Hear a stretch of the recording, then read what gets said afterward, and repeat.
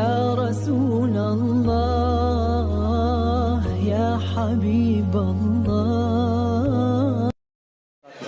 الحمد لله الحنان المنان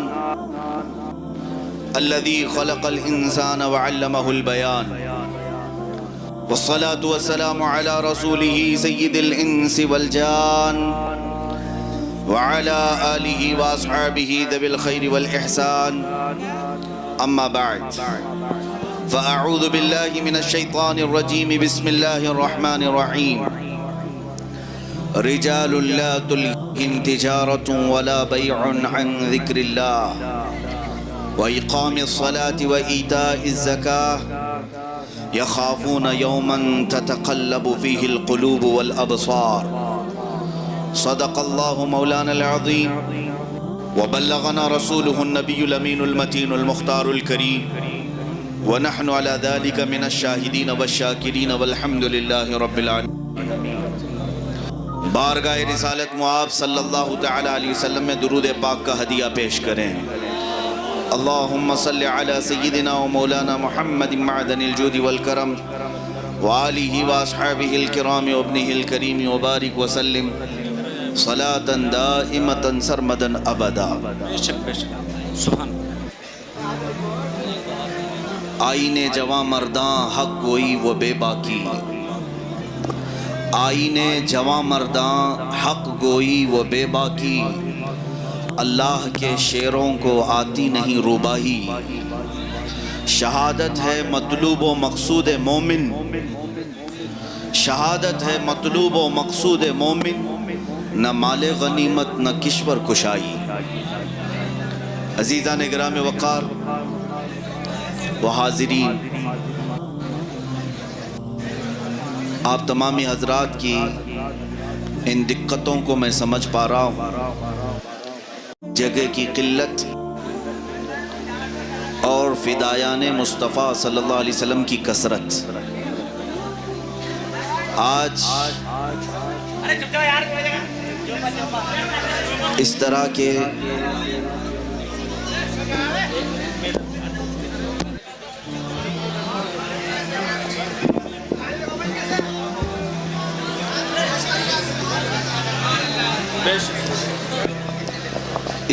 یہ مجمع، اس طرح کے یہ جلسے، یہ صرف تقریر سننے اور سنانے کے نہیں ہوتے، یہ کفرستان کے دلوں میں کھلبلی مچانے والے بھی ہوتے ہیں. بے شک، بہت خوب، بہت خوب، کیا بات ہے، سبحان اللہ، بہت اچھا. آپ یہ نہ سمجھیں کہ دور دراز سے لوگ صرف اسٹیج کو دیکھنے آئے ہیں یا ایک مقرر کو سننے آئے ہیں. یہ میرے مولا کی مشیت ہوتی ہے کہ وہ مومنوں کا جمع غفیر جماتا ہے اور کافروں کے دلوں پر رعب طاری کرتا ہے. کون کہتا ہے کہ اسلام کے چاہنے والے یا مومنین کی جماعت مر گئی یا مرجھا گئی؟ میں جس علاقے میں بھی جا رہا ہوں زندہ لوگوں کو دیکھ رہا ہوں. کیا بات ہے، سبحان اللہ. اور آج شہر مراباد کے مفاد کا یہ بھی تھانہ تاریخ رقم کرے گا کہ یہاں ہو سکتا ہے کہ آپ کے میں شعراء پر، مقررین پر پیسے لٹائے جاتے ہوں، نذرانے دیے جاتے ہوں، مگر مجھے امید ہے کہ آج یہاں سے جانے کے بعد مدینے کے کی بارگاہ میں اپنا خون پیش کیا جائے گا. سبحان اللہ، سبحان اللہ، سبحان. مال سے، نذرانوں سے عقیدتوں کا اظہار ہوتا ضرور ہے، لیکن ایک عاشق رسول عقیدت کا اظہار تو بارگاہ مصطفیٰ میں اپنے جسم اور اپنے خون سے پیش کیا جاتا ہے. مدینے کی تاریخ ہے میرے عزیزوں. میں گفتگو کرتا ہوں آپ تمامی حضرات سے، میں ادباً عرض کروں گا. بڑے محترم لوگ ہیں آپ جو سننے کو آئے اور اس محفل رسول میں بیٹھے ہیں. جہاں جس طرح سے لوگ بیٹھے ہیں یا کھڑے ہیں اسی انداز سے انہیں رہنے تھے، اس لیے کہ जंग के मैदान में सिपाही अपनी जगह छोड़ हटता नहीं है। जो जिस कैफियत में है वो उसी में रहे। ये तुम्हारे इम्तिहान की घड़ी है।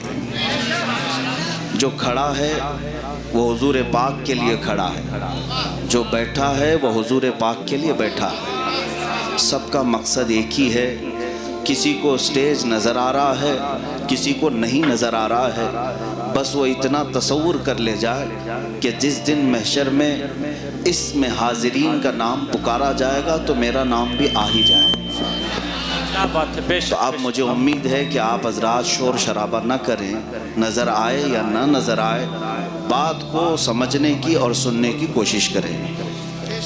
मैं बहुत दूर रह कर के शहर मुरादाबाद पर फ़ख्र करता हूँ, और आप मुरादाबाद में रह कर के कितना फ़ख्र करना चाहिए अभी मैं अंदाज़ा बताता हूँ। उलमा की एक जमात यहाँ पर है, आप तमामी हजरात यहाँ पर मौजूद हैं। मुझे सुनने वाले लोग भी होंगे मेरी तकरीरों को, या फिर मेरे अंदर अगर कोई हल्का सा जोश और जज्बा है तो मैं आपको खुल करके इजहार करके बताऊं। जो कुछ भी ज़ुबान में आज ताकत है, या जब कभी हमारे जज्बे ठंडे पड़ते हैं तो हमारी आइडियल शख्सियतों में एक मर्द कलंदर है, एक मर्द मुजाहिद है। जब जब मैं उसे पढ़ता हूँ तो मेरा जज्बा जवान होता है। वो मर्द कलंदर, वो मर्द मुजाहिद कोई और नहीं, शहर मुरादाबाद का किफ़ायत अली काफ़ी है। क्या बात है, सुभान अल्लाह, सुभान अल्लाह, सुभान अल्लाह, सुभान। आपके लिए ये फ़ख्र के 1000 दर्जे हैं। आप उस इलाके से वाबस्ता हैं जहाँ पर किफ़ायत अली काफ़ी जैसे लोग रहे हैं, जिनके जिस्म पर स्त्रियाँ फेरी गईं, जिनके ज़ख्मों पर अंग्रेज़ों ने नमक छिड़का, मगर उस हालिम हक़ गो ने न अपने फ़ैसले से टलने का इरादा किया, न ही अपने दीन मुस्तफ़ा में किसी को सुराख मारने की इजाज़त दी। उस मर्द मुजाहिद ने ये साबित कर दिखाया कि हमारी जानें और हमारे जिस्म दिए ही गए हैं शरीयत मुस्तफ़ा की हिफाजत के लिए। मैं आज आपको बताता हूँ, मैं अपनी गुफ्तगू में आगे बढ़ूँगा। दुनिया हमेशा ये चाहती है कि इसको दबा दें, उलमा की ज़ुबान को बंद कर दें। आज आप क्या समझते हैं कि मैं यहाँ बड़ी आसानी से आ गया? मेरे पीछे भी एक बहुत बड़ी कार फरमाइयाँ रहती हैं और मैं हर जगह इजहार नहीं करना चाहता। खैर ठीक है, वो अपनी कोशिश कर रहे हों, कर दें। मेरा जुर्म क्या है, मेरा कसूर क्या है? मैं किसी मिंबर पर बैठ करके अगर मेरे नबी के शान में होने वाली गुस्ताखियों को बर्दाश्त न करके इजहार कर लिया, जो हर मुसलमान का दर्द है, जो हर मोमिन का दर्द है, लेकिन जानते हैं आप, अगर मैंने इजहार कर भी दिया तो गोया कि इनके दरमियान एक इतना बड़ा जुर्म करार पा गया कि सुबह से शाम तक स्कूटनी के लिए दिल्ली से लेकर मुंबई तक कमेटियां तश्कील दे दी गई कि इनकी तलाशी लो, इनको बैकिंग कौन करता है, इनको सपोर्ट कौन करता है, इनकी फ्रेंड लिस्ट तलाश करो कि ये इतना तकरीरों में बोलते कैसे हैं, कौन सी सियासी पार्टी इनके पीछे है, कौन से नेता लोग इनके आगे पीछे हैं। कसम रब्बे जुल जलाल की, आज तक मिजाज सियासत का आया ही नहीं, अल्हम्दुलिल्लाह। इसलिए कि हमें बुजुर्गों से ये सुनने को मिला है, उसको कुर्सी की ज़रूरत नहीं होती जिसके पास आयतल कुर्सी होती है। सुभान अल्लाह, सुभान अल्लाह, अल्हम्दुलिल्लाह। हम आयतल कुर्सी के आलिम हैं। मौला ने हमें जो कुर्सी अता की है वो 5 साल भीख मांगने पर भी नहीं मिलती है। खैर, मैं यहाँ अर्ज़ ये करना चाहता हूँ कि इस ज़माने में भी आप क्या समझते हैं कि करबला ख़त्म हो गया, यजीद का दौर ख़त्म हो गया? हर ज़माने में यजीद आता है और हर ज़माने में करबला जैसे हालात पेश आते हैं। और अगर मोमिनीन की जमात आप सबसे कहता हूँ और उलमा से भी, शरीयत ताहिरा की हिफाजत के सिलसिले में हम में से किसी की जान जाती है या हमारे जिस्मों को कोई नुकसान पहुँचता है تو ہرگز یہ نہ سمجھنا کہ ہماری شکست ہو گئی، اس لیے کہ ہماری تاریخ یہ بتاتی ہے اسلام زندہ ہوتا ہے ہر کربلا کے بعد۔ کیا بات ہے، کیا بات ہے۔ اسلام زندہ ہوتا ہے ہر کربلا کے بعد، ہماری قربانیاں ہوں گی اور اسلام زندہ ہوتا رہے گا۔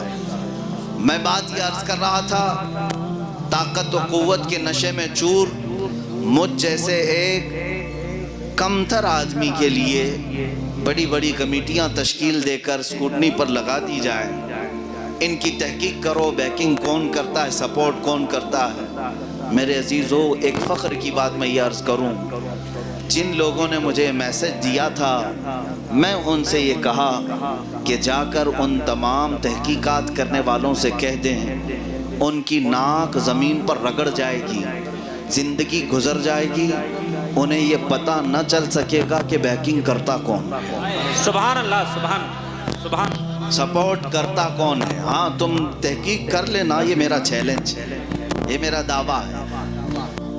پوری زندگی تحقیق کر کے نہ لا سکو گے، اس لیے کہ ہمارا عقیدہ تو یہ ہے، اے مسلمانوں، تم یہاں کی بات کر رہے ہو، یہاں کی بات کر رہے ہو، ہم تو اس عقیدے میں جیتے ہیں کہ قیامت کے دن بھی، محشر کے میدان میں بھی ہم یہ عقیدہ لے کر کے جیتے ہیں، ڈھونڈا ہی کریں گے صدر قیامت کے سپاہی، کیا بات، ڈھونڈا ہی کریں صدر قیامت کے سپاہی، وہ کس کو ملے جو تیرے دامن میں چھپا ہو۔ سبحان اللہ، سبحان اللہ، نعرہ تکبیر، نعرہ تکبیر، نعرہ رسالت، مسلک اعلیٰ حضرت، جس کو رسول پاک صلی اللہ تعالیٰ علیہ وسلم کی طرف سے بیکنگ ہو، پوری دنیا ایڑی چوٹی کا زور لگا لے، ناک رگڑ لے اور زندگیاں ختم کر لے، لیکن شاید ہو سکتا ہے کہ ہماری زندگی کا وہ خاتمہ کریں، لیکن اخیر تک انہیں یہ محسوس نہ ہوگا کہ قوت اور طاقت آتی کہاں سے ہے۔ علماء حق کے ساتھ بھی، یہ میں صرف اپنی فضیلت میں نہیں کہہ رہا، نہ میری اپنی بڑائی کے لیے کہہ رہا ہوں، آپ میں سے عام جوان بھی کوئی کھڑا ہوگا، کس بات کے لیے؟ نبی کونین صلی اللہ تعالیٰ علیہ وسلم کی عزت کی خاطر جو بھی کھڑا ہوگا، یہ میرا یقین ہے عزیزو کہ وہ خود رسول پاک تمہاری مدد کے لیے تشریف لاتے ہیں، بے شک، سبحان اللہ، سبحان، کسی اور کی ضرورت نہیں، کسی اور پارٹی کی ضرورت بھی نہیں پیش آئے گی۔ تم دیکھ لینا، جیلوں میں قید مجاہدین آزادی کی کہانیاں سنو، کئی ایسے بزرگان دین جن کو ظالموں نے قید تنہائی میں پوری زندگیاں ختم کر ڈالی، لیکن کیا وہ بیچارے رہ گئے گھروں سے دور رہ کر کے قید میں انتقال کر گئے؟ نہیں، ان قید کی تنہائیوں میں کئی راتیں ایسی آئیں جب کوئی عزیز پاس نہیں ہوتا تو تاجدار مدینہ خواب میں تشریف لایا کرتے۔ بے شک، سبحان اللہ، رسول پاک صلی اللہ تعالیٰ علیہ وسلم تسلی دینے کے لیے آتے تھے۔ بعض ان مجاہدین کی تاریخ بھی میں نے پڑھی ہے جن کو جور و ظلم نے پھانسی کے پھندے تک بھی چڑھایا، تو پھانسی کے پھندے پر لٹکنے سے پہلے بھی اسی مراد آباد شہر کے اس کفایت علی کافی نے گنگناتے ہوئے یوں ہی تو کہا تھا، کوئی گل باقی رہے گا نہ چمن رہ جائے گا، پر رسول اللہ کا دین حسن رہ جائے گا، اطلس و کم خواب کے پوشاک پہ نازا نہ ہو، اس تنے بے جان پر خاکی کفن رہ جائے گا۔ اسی کافی نے کہا تھا سب فنا ہو جائیں گے کافی وہ، لیکن حشر تک نام حضرت کا زبانوں پر چلن رہ جائے گا۔ آج میں ایک تاریخ کی سچائی آپ کو بتا دوں، اقبال نے بہت اچھے انداز میں پیش کیا ہے، ستیزہ کار رہا ہے ازل سے تا امروز، ستیزہ کار رہا ہے ازل سے تا امروز، شرار بو لہبی سے چراغ مصطفی۔ یہ حق و باطل کی مارکہ آرائیاں کسی زمانے کے ساتھ خاص نہیں، جس وقت سے اس کائنات میں وجود اللہ نے بخشا انسانوں کو، حق و باطل کی جماعتوں کا ٹکراؤ ہوتا رہا۔ ایک طرف موسیٰ علیہ السلام تھے تو دوسری طرف فرعون اپنے لشکر جرار کے ساتھ رہا، ایک طرف ابراہیم علیہ السلام تنہا تھے تو ساری طاقت و قوت کے ساتھ نمرود اپنی خدائی کے اعلان کے ساتھ موجود رہا، یحییٰ علیہ السلام اللہ کے نبی ہیں، زکریا علیہ السلام اللہ کے نبی ہیں، دوسری طرف جور و ظلم سے قائم کیے ہوئے تخت کے یہودی بادشاہ رہے۔ ہر زمانے میں طاقت میں چور नशे हुकूमत में चूर, जालिमों की हुकूमतें रही और हक जमात हमेशा कम तादाद में रही, हमेशा कम तादाद में रही। मुझे हैरत होती है आज जो लोग ये कहते हैं अब के हालात बराबर नहीं है, हिंदुस्तान के हालात बराबर नहीं है।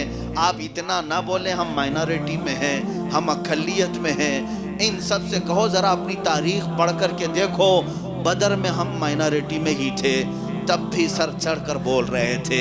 ओहद में हमारी तादाद कम थी लेकिन रोबो दबदबा किसी और जमात पर कायम था। और सबसे ज़्यादा अगर तारीख़ में कम तादाद में कोई जंग नज़र आती है तो वो करबला का मैदान है। एक तरफ सिर्फ 82 लोग, 82 लोग हैं, मुकाबिल में 22,000 का लश्कर जर्रार है।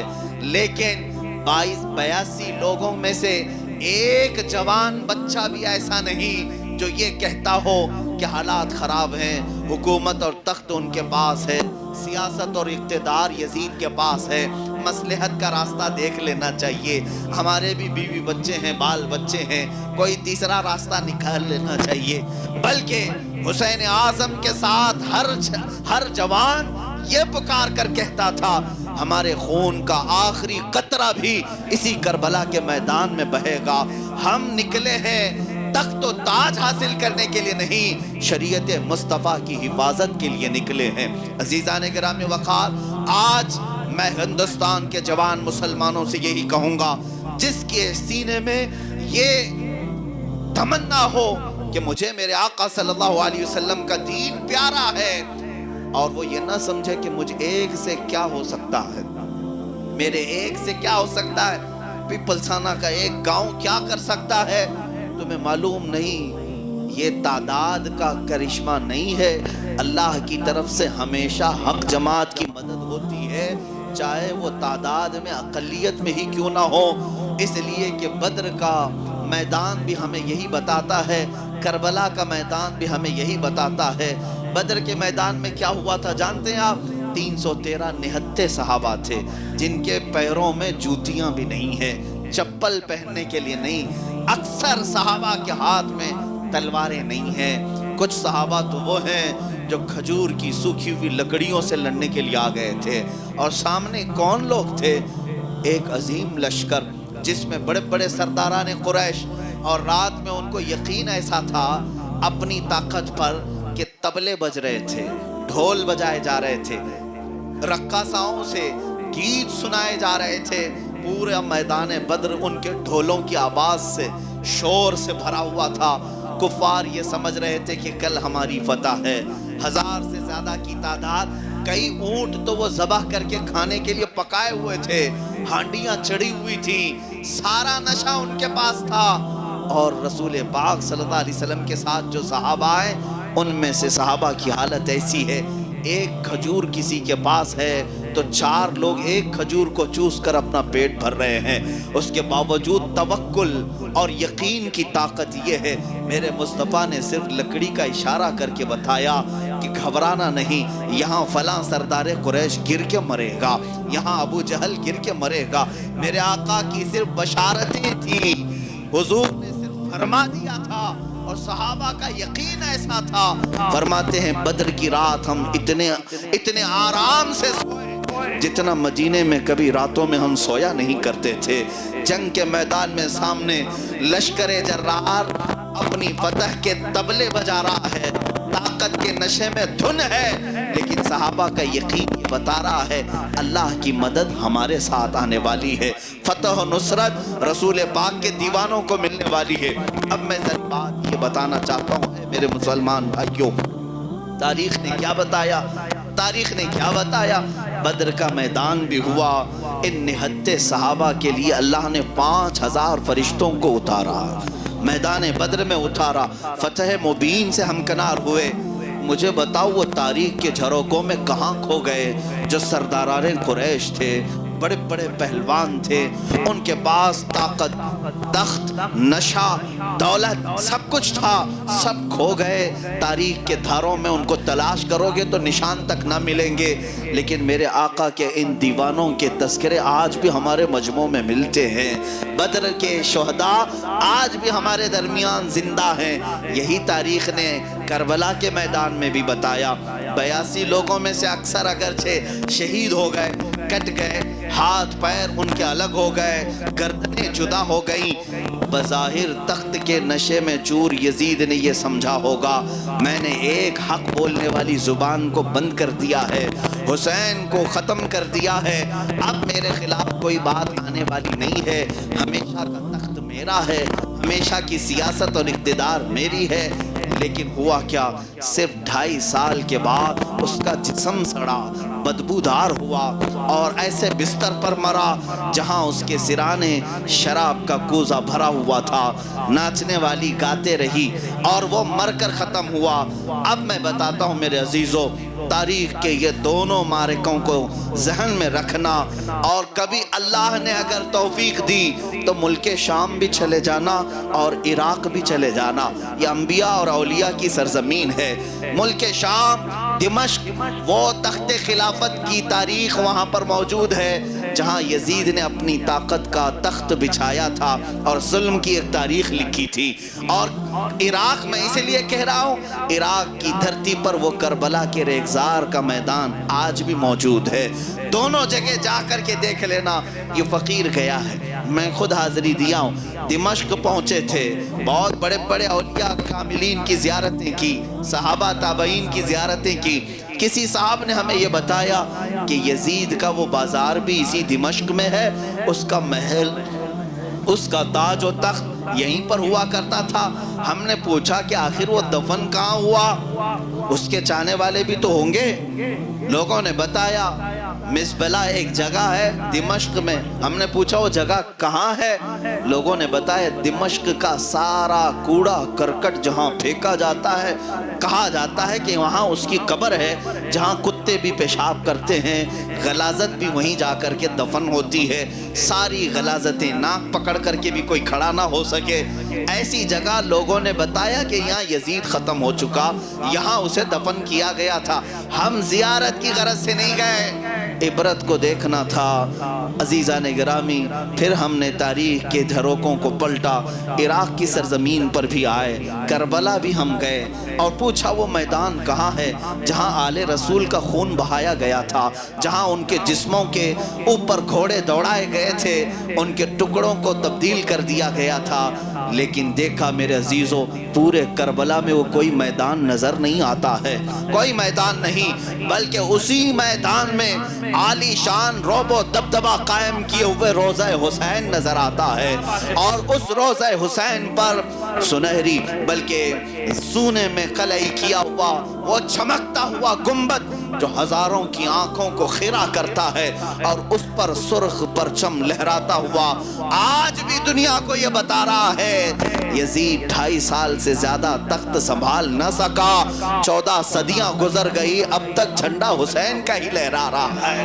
سبحان اللہ، سبحان اللہ۔ اس سے پتہ یہ چلتا ہے آج کی تاریخ میں بھی میں بڑی ذمہ داری کے ساتھ کہوں گا، یزید کی طرح ظلم کے ساتھ تخت اگر سجایا گیا، چاہے وہ دمشق میں ہو، چاہے وہ دلی میں ہو، چاہے لکھنؤ میں ہو، ختم تو ہونا ہی ہے، بات ہے، کیا بات ہے، ختم تو ہونا ہی ہے، اس لیے کہ حسین کو آنا ہی ہے۔ کیا بات ہے، کیا بات ہے، کیا بات ہے، سبحان اللہ، سبحان اللہ، یا علی، یا علی، سبحان اللہ، زندہ باد، زندہ باد، زندہ باد، زندہ باد۔ آپ اس بات کو یقین کے ساتھ لے کر چلیں، ظلم کی داستان زیادہ دن تک نہیں چلتی۔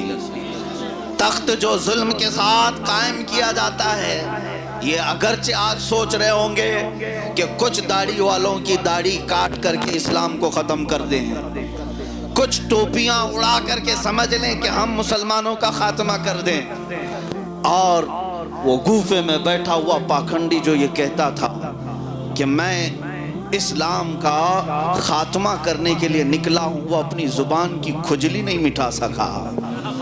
اور اسلام کے خاتمے کی بات کر رہا ہے. ان قریب اس کا بھی حشر اللہ ہمیں آنکھوں سے دکھائے گا. انشاءاللہ دیکھو انتظار کرو. قرآن کہتا ہے سَيَعْلَمُ الَّذِينَ ظَلَمُوا أَيَّ مُنْقَلَبٍ يَنْقَلِبُونَ. یہ میرے رب کا وعدہ ہے. مولا فرماتا ہے ان قریب ظالم یہ دیکھیں گے کہ کون سی پلٹی میں اللہ نے ان کو پلٹایا ہے, کون سی کھائی میں اللہ نے انہیں گرایا ہے. انہوں نے جو گرہ باندھے تھے مولا تعالیٰ انہی گروں میں انہیں گرفتار کرے گا. انہوں نے جو گستاخی کا ایک نیا ٹرین شروع کیا تھا, دیکھنا اب ان کی کوئی عزت باقی نہیں رہے گی. ہاں یہ سمجھتے تھے کہ میرے نبی کونین صلی اللہ تعالیٰ علیہ وسلم پر انگلی اٹھا کر اپنی قوم کے ہیرو بن جائیں گے. دیکھ لینا تمہاری لاشوں کو کتے بھی نوچے ہیں اور تمہاری خود قوم تمہیں ننگا کر کے مارے گی, اس لیے کہ تم حضور اکرم صلی اللہ تعالیٰ علیہ وسلم کی ذات پر جو حملے کر رہے ہو, تمہارا کیا مقابلہ تھا؟ میرے نبی کونین کی زندگی سے تمہارا کیا مقابلہ تھا؟ لڑنا تھا تو ہم جیسوں سے لڑ لیتے, یا ہزاروں مسلمان ہیں لڑ لیتے. ارے اتنی موب لنچنگ ہو رہی ہے, ہم دیکھ رہے ہیں, ہم میں سے کون اٹھتا؟ ہم کہاں دفاع کے لیے آ رہے ہیں؟ میں ان سے کہتا ہوں یہ چند داڑیاں اگر تم کاٹ لو, چند ٹوپیاں اگر تم اڑا لو, تو کیا سمجھتے ہو کہ اسلام کا خاتمہ ہوگا؟ ظالموں, اسلام کسی محلے اور کسی گلی سے نکلے ہوئے دین کا نام نہیں ہے. اسلام اس درخت کا نام ہے جس کی جڑیں تحت الثری میں ہیں, جس کی شاخیں اوج ثریا پر ہیں. کیا بات ہے, کیا بات, بے شک.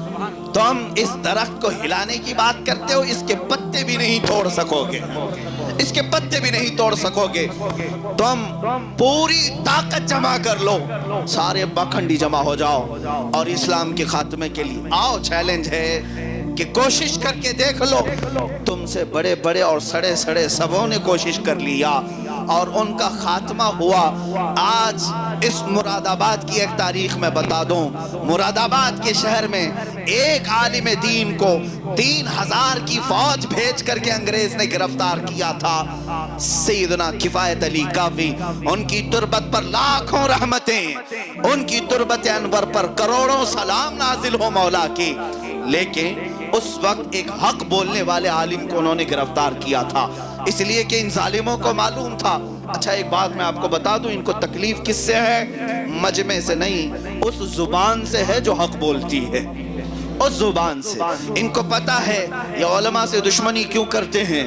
ارے یہ علماء بیچارے نہ ان کی کوئی تنخواہ صحیح ہے, نہ ان کے معاشی حالات ٹھیک ہیں, ان کے پاس نہ کوئی طاقت و قوت ہے, ڈھنگ کا گھر نہیں, لیکن ساری طاقت تم ان علماء کے پیچھے کیوں جھونکتے ہو؟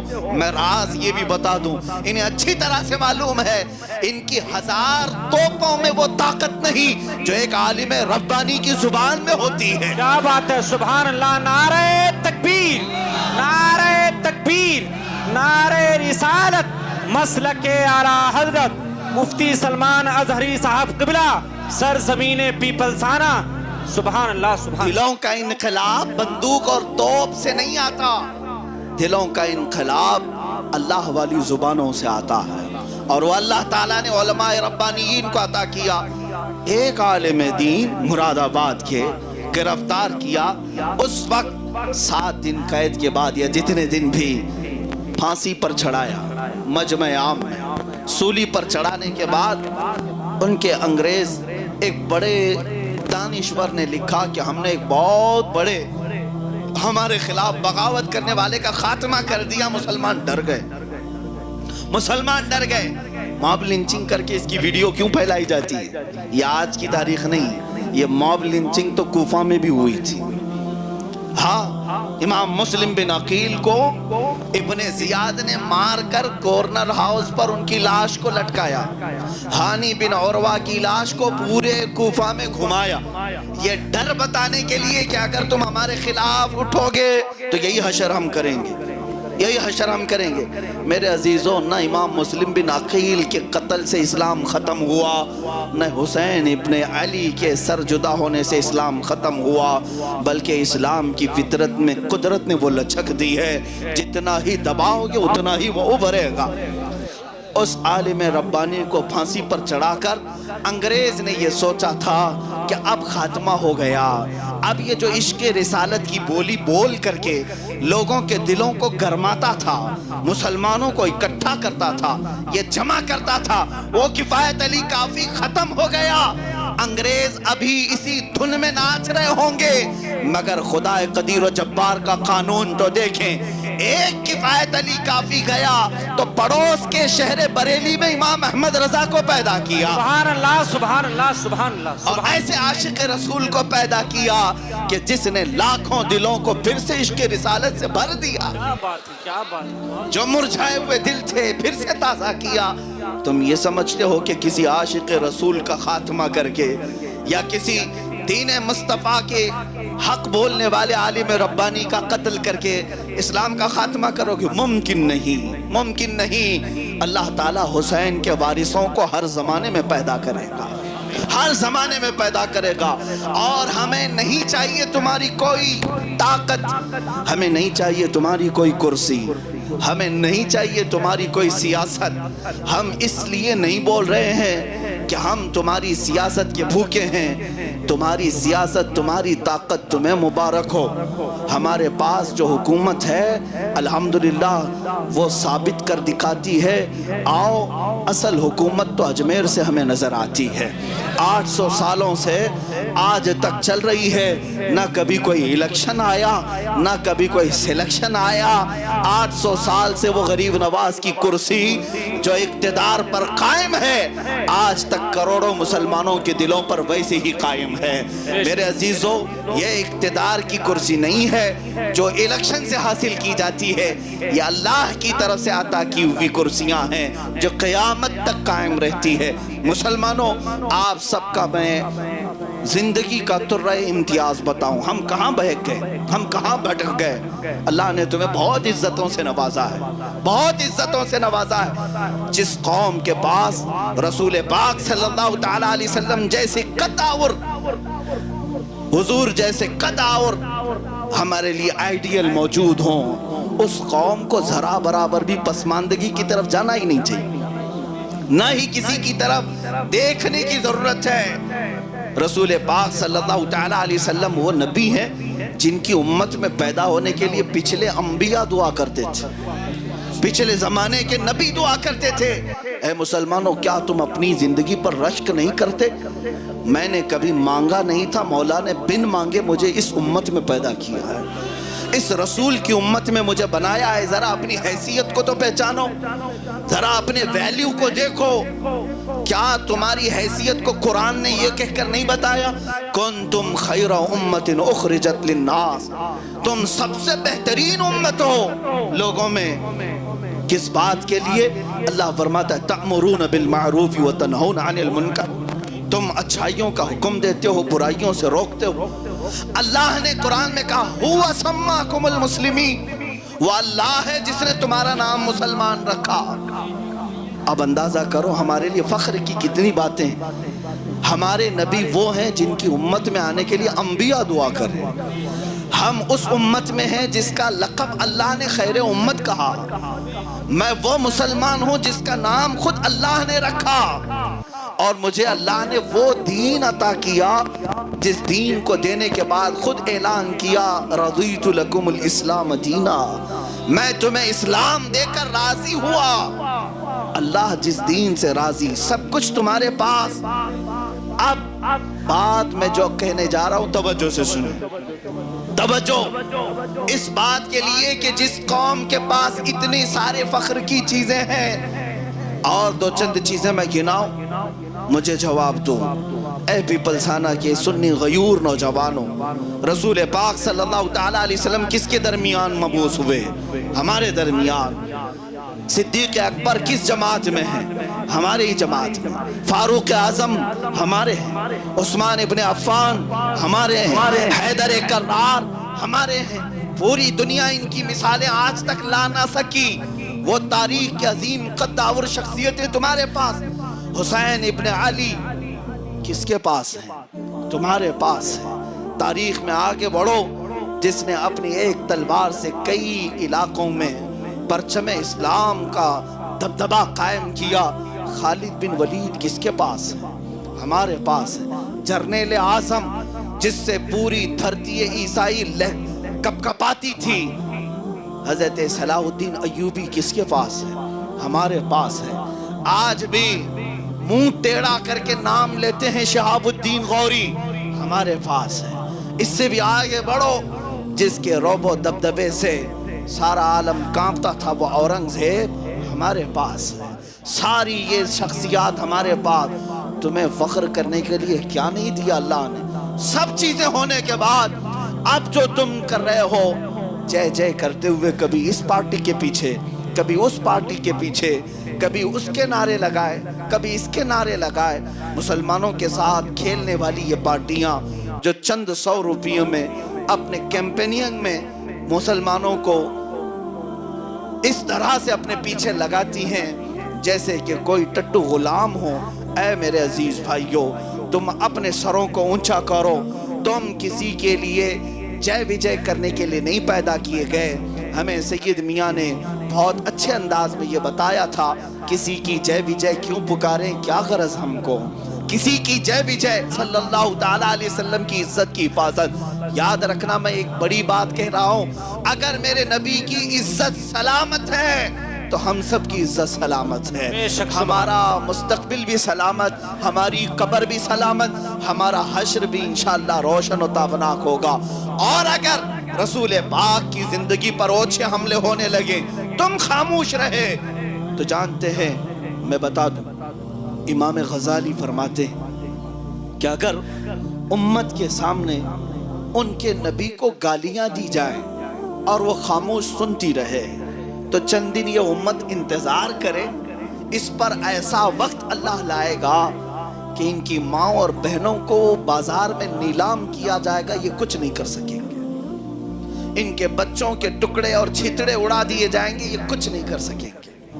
क्यों? इसलिए कि इज्जत रिसालत के लिए नहीं खड़े हुए, तो सजा के तौर पर अल्लाह ताला तुम्हारे घरों को खत्म कर देगा। तारीख ये बताती है, बगदाद 3 बार बुरी तरह से तबाह हुआ, खून में लोगों को नहला दिया गया, मुसलमानों की खोपड़ियों से मीनार बना दिए गए, दरियाए दजला को लाल कर दिया गया खून से। किस लिए हुआ था जानते हैं? उस जमाने में भी सबसे ज्यादा हुजूर को गालियां दी जा रही थी। और आपको मैं ये बताऊं कि अल्लाह रब्बुल इज्जत अपने नबी की इज्जत और हुर्मत की हिफाजत के लिए किसी न किसी को जरूर पैदा करता है, और क़यामत तक मुहाफिज आते रहेंगे, खादिमे हुसैन पैदा होते रहेंगे, और कुफ्र की धरती को और उनके तमाम मजमों को जलजले में तब्दील करते रहेंगे। लेकिन तुम अपनी जिंदगी को टटोलो, तुम किसके लिए पैदा किए गए? क्या खाने पीने, कमाने और बेचने के लिए? आपकी तवज्जो है मेरी तरफ? मैं बात रसूल करीम सल्लल्लाहु अलैहि वसल्लम की कर रहा हूं। महफिल रसूल में ये तसव्वुर होना चाहिए, इतना अदब हो, इतना अदब कि हम सुन्नी हैं अल्हम्दुलिल्लाह। हमारा अकीदा ये होता है कि हमारी महफिलों में खुद रसूल पाक तशरीफ लाते हैं। जी बेशक बेशक। तो जिस कौम का ये अकीदा हो, उसे तो अदब के आला पैमाने पर उतरना चाहिए, किसी भी चीज पर इधर उधर तवज्जो ना जाए। हत्ता कि इमाम मालिक रज़ी अल्लाह ताला अन्हु दरसे हदीस में बैठे थे, हदीस पढ़ा रहे थे, और शागिर्दों ने देखा कि उनका चेहरा जर्द हो गया, पीला हो गया। फिर भी हदीस पढ़ाते रहे, हदीस बयान करते रहे। काफी देर जिस्म पूरा पीला होने लगा, फिर उठ करके अंदर गए। जब दरसे हदीस खत्म हुआ तो शागिर्द भी पीछे दौड़े कि ये चेहरा क्यों बदला था। तो उन्होंने अपना जुब्बा उतारा तो पीठ पर एक काला बिच्छू डंक मार रहा था। शागिर्दों ने खींच कर निकाला, जहर चढ़ गया था। आपसे कहा गया, आप हदीस पढ़ाने के वक्त अगर बिच्छू के चलने का एहसास हो गया था, खड़े क्यों नहीं हो गए? आप बताए क्यों नहीं? इमाम मालिक फरमाते हैं, इसलिए नहीं उठा कि मैं रसूल पाक की हदीस बयान कर रहा था। मैं ये गवारा नहीं करता कि हुजूर की हदीस बयान कर रहा हूं और मजमे से मैं इधर उधर देखूं, ताकि कहीं मैं حضور کی حدیث کے بے ادبوں میں اٹھایا نہ جاؤ۔ میرے عزیزوں، یہاں پر یہ محفلوں کا ادب برقرار رکھیں۔ اسی لیے میرا مزاج ہے علماء سے میں گزارش یہ کروں گا، اکثر میرے اپنے پروگرام میں مسجد میں کیا کرتا ہوں، مسجد میں ادب رکھا جاتا ہے۔ بہرحال بات بیچ میں آئی، میں نے عرض کر دیا رسول پاک صلی اللہ تعالیٰ علیہ وسلم کی عزت کی حفاظت کی خاطر اگر تم نہیں کھڑے ہوئے تو امام غزالی نے جو فرمایا وہ حالات آنے کو ہیں۔ بغداد میں جو ہوا وہ بھی تاریخ دیکھ لینا، اسپین میں جو ہوا وہ بھی تاریخ دیکھ لینا۔ اسپین وہ ایسا ملک جس کو اندلس کہا جاتا ہے، 700 سال تک ہماری حکومت تھی، 700 سال تک۔ آج بھی مسجد قرطبہ دنیا کی سب سے بڑی مسجدوں میں شمار ہوتی ہے، پکنک پوائنٹ بنی ہوئی ہے۔ اسپین میں تقریباً 500 مسجدوں کو چرچ بنایا گیا ہے۔ وجہ کیا تھی؟ اخیر زمانہ مسلمانوں کا ایسا آیا تھا کہ جس میں وہ حضور پاک کی عزت پر ہونے والے حملوں پر کان بھی نہیں دھرتے تھے، کہتے تھے یہ ہوتا رہتا ہے، چھوڑو، ان کے منہ نہ لگو۔ جیسے آج کوئی کتا بھونک رہا ہے میرے نبی کی عزت پر تو بہت سارے لوگ یہ کہتے ہیں وہ پاگل ہو گیا، چھوڑو اس کو کیا منہ لگے۔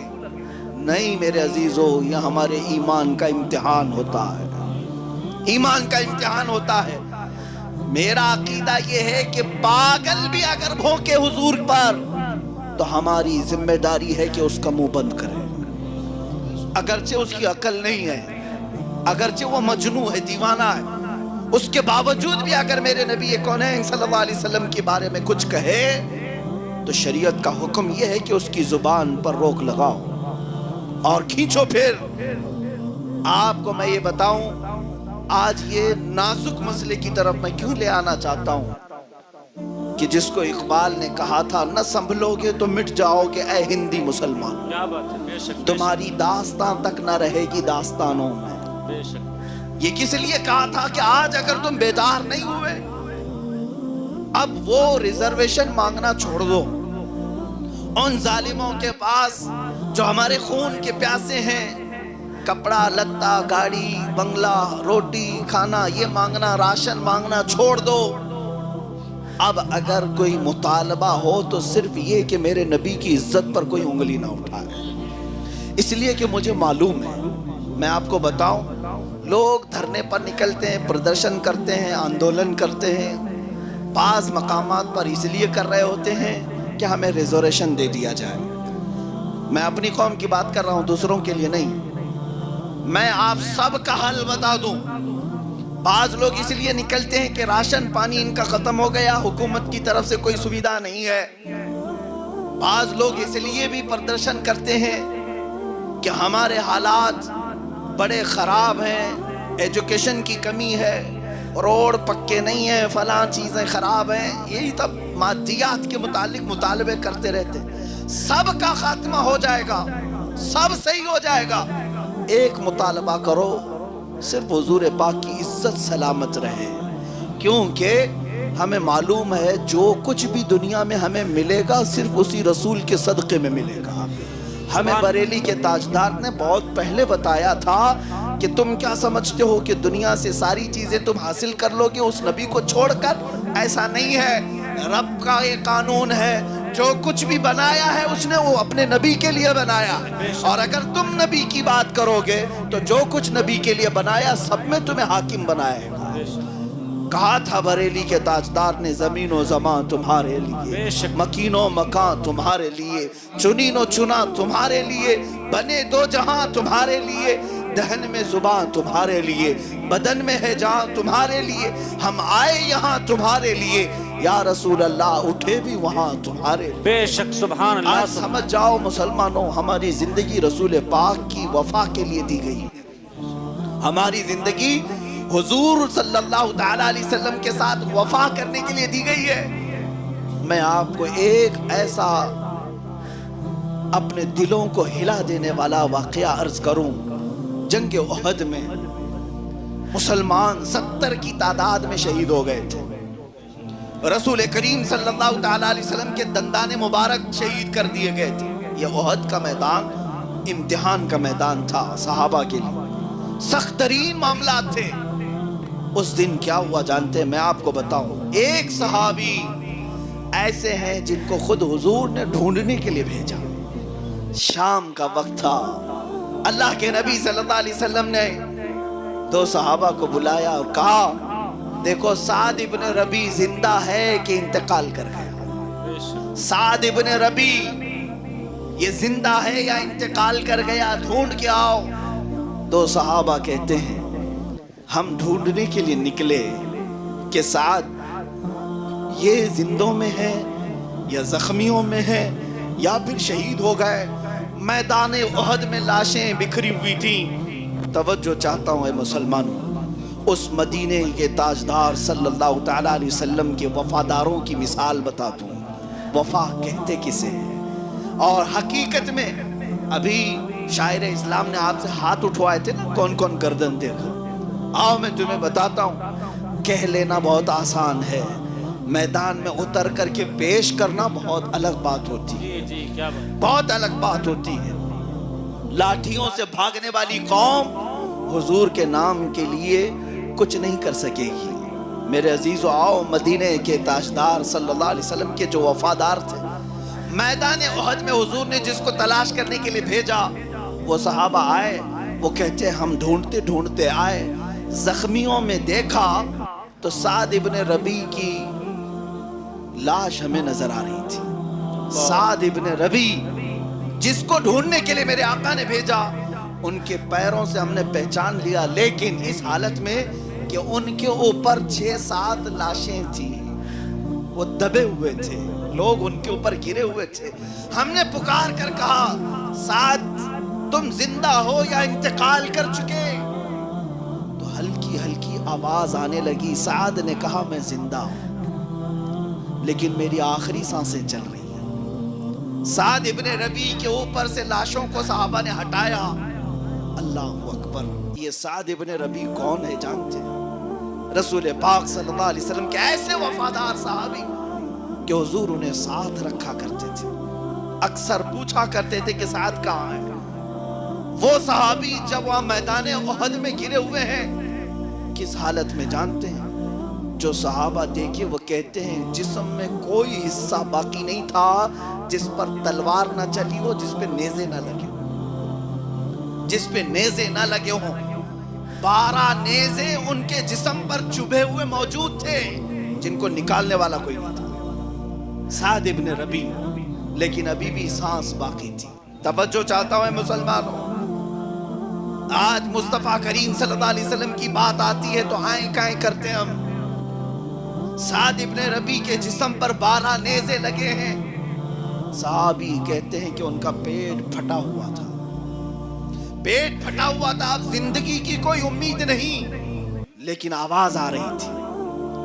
وہ قریب گئے، کہا کہ سعد تمہیں مبارک ہو، ہم یوں ہی ڈھونڈنے نہیں آئے، مصطفیٰ کریم صلی اللہ علیہ وسلم نے ہمیں بھیجا. انہوں نے کہا کیا میرا نام لے کر کے بھیجا؟ ان صحابہ نے کہا ہاں، کہا مصطفیٰ کریم صلی اللہ علیہ وسلم نے کہ سعد کو دیکھو. حضرت سعد کہتے ہیں کہ میں کامیاب ہو گیا. جو زخموں میں گھرا ہوا ہے، 12 نیزے چبھے ہوئے جسم پر، وہ کہتے ہیں ابلغ منی رسول اللہ السلام. اے صحابہ جو آئے ہو جاؤ رسول پاک کو میرا سلام کہہ دینا. میں حضور تک پہنچ نہیں سکوں گا، میرا جسم کٹ گیا ہے، آخری سانسیں چل رہی ہیں. اب جو جملہ انہوں نے کہا وہی مجھے کہنا ہے آپ کے سامنے. جو جملہ کہا میدان احد سے، کہا حضور کو سلام کہہ دینا اور یوں عرض کر دینا اے اللہ کے نبی ہمیں معاف کر دیں، آپ کی عزت کی حفاظت کا ہم نے حق ادا نہیں کیا. اللہ اللہ. جس کا زخموں سے جسم چور چور ہو گیا ہو، 12 نیزے لگے ہوں، جسم پھٹ گیا ہو، وہ کہتا ہے کہ ہم نے ابھی حق ادا نہیں کیا. اور یہاں ہم گرم گرم روٹیاں توڑ کر کے بھی ابھی یہ سوچ رہے ہیں کہ ہم نے پورا حق ادا کر لیا. اے مسلمانوں، اگر وقت شہادت آ گیا تو چوم کر کے لے لو، اس لیے کہ یہاں کی پیاس کے بعد حوض کوثر پر میرے آقا موجود ہوں. کیا بات ہے، بے شک. تم نے اگر شہادت کا جام نوش کیا، تو پانی خود میرے آقا کے دست مبارکہ سے پینا نصیب ہوگا۔ سعد ابن ربی نے دوسرا جملہ جو کہا وہ میں بتاتا ہوں۔ ان صحابہ سے کہا میری آخری سانس چل رہی ہے، مدینے واپس جانا تو میری قوم کو یہ کہہ دینا، یہ خبر دے دینا۔ میں اس قوم اس خبر کو پڑھتا ہوں تو میری آنکھیں آج بھی بھیگ جاتی ہیں۔ یہ کون ہوتا ہے جو رسول پاک سے سچی محبت کرتا ہے؟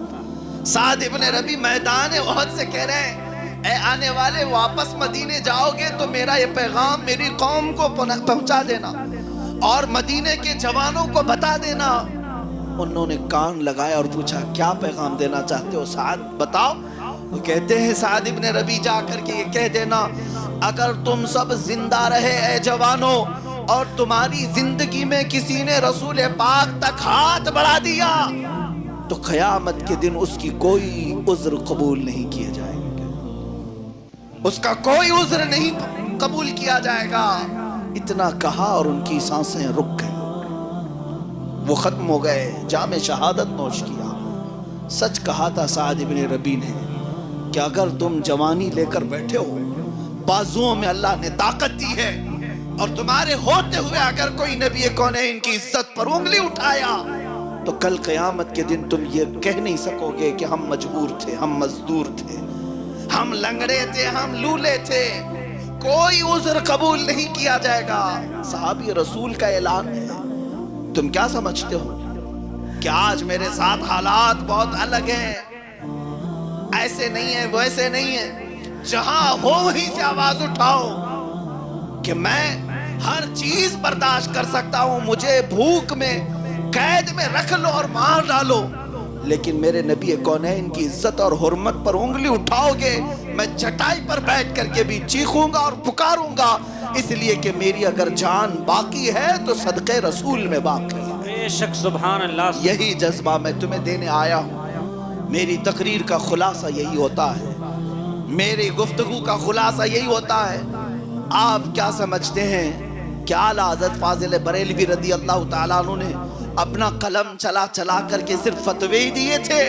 نہیں، بلکہ انہوں نے مجاہدین پیدا کیے، اور اس وقت سے وہ یہ کہتے آئے۔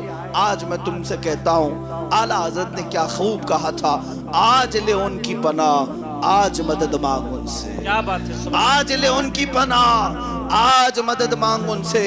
یہ صرف غیروں کے لیے ہی نہیں ہے، میں اپنوں کے لیے بھی کہتا ہوں، اپنوں کے لیے بھی کہتا ہوں، آج لے ان کی پناہ آج مدد مانگ ان سے، پھر نہ مانیں گے قیامت میں اگر مان گیا۔ بے شک سبحان اللہ۔ اگر تم قیامت کے دن جا کر کے کہو گے کہ آقا میں 1000 بار درود پڑھتا تھا، 100 مرتبہ کی تسبیح پڑھتا تھا، اور یہ سارے اعمال پیش کرو گے، اور پھر تم سے یہ پوچھا جائے گا سب ایک طرف رکھو لیکن کیا تو حضور کی شان میں گالیاں بھی تو سنتا تھا، گالیاں بھی تو سنتا تھا، تب کیا کرتا تھا؟ بڑے بزرگ ہیں، بہت پائے کے بزرگ ہیں، علامہ جامی رحمت اللہ تعالیٰ علیہ فرماتے ہیں کسی نے اگر زندگی میں کروڑ درود پڑھ لیے ہوں، 1000 ختم قرآن کر لیے ہوں، اور اگر وہ اپنی زندگی میں حضور کی عزت پر ہونے والی گالی کو سن لیا، یہ ساری عبادتیں ایک طرف رکھ دی جائیں گی، ایک طرف رکھ دی جائیں گی۔ اس سے پوچھا جائے گا تو زندہ تھا، تیری غیرت زندہ تھی، تیرا ضمیر زندہ تھا، تو اپنی ماں کے لیے نہیں سن سکتا، تو اپنے باپ کے لیے نہیں سن سکتا؟ آج ہماری غیرت تو یہ ہے جوانوں، میں آپ سے پوچھتا ہوں تمہاری بیویوں کی طرف اگر کوئی نظر اٹھائے تو تم اس کو کھا جانے والی نظر سے دیکھتے ہو کہ میرے گھر کی عزت کی طرف تو نے دیکھا کیسے؟ اے مسلمانوں، کیا رسول پاک صلی اللہ علیہ وسلم کی عزت پر حملہ ہو تو ہم جاگیں گے نہیں، بیدار نہیں ہوں گے؟ کیا ہمارے جسموں میں وہ اچھال نہیں آنا چاہیے جو ایک ایمان کی گرمی ہوتی ہے؟ آپ کو میں بتاؤں یہ تو مرد ہیں۔ میدان احد میں مدینے کی عورتیں بھی آئی تھی، ام عمارہ، جنگ یرموک میں حضرت خنسا، قادسیہ کی جنگ میں خنسا، بڑی بڑی خواتین اسلام نکل کر کے آ گئیں، جبکہ عورتوں پر جہاد نہیں۔ وہ کہتی یہ تھی کہ ہم اگرچہ عورت ہیں لیکن نبی کونین کے خلاف کسی کو برداشت نہیں کرتی، برداشت نہیں کرتی۔ قربانیاں بھی انہوں نے دی ہیں ایسی۔ حضرت خنسا ایک ایسی خاتون ہے، میں آپ کو بتاؤں، عرب کی ایک ایسی خاتون جو بڑی شاعرہ اور شعر و شاعری میں ایسے پائے کو پہنچی ہوئی کہ مرثیہ جب لکھتی تھی، کسی کی موت پر مرثیہ لکھا جاتا تھا عرب میں، تو خنسا کے مرثیے بہت مشہور تھے۔ وہ 2 سال تک لوگوں کو رلاتی تھی اشعار پڑھ پڑھ کر۔ اشعار میں ایسا دم تھا کہ سننے والے روتے تھے۔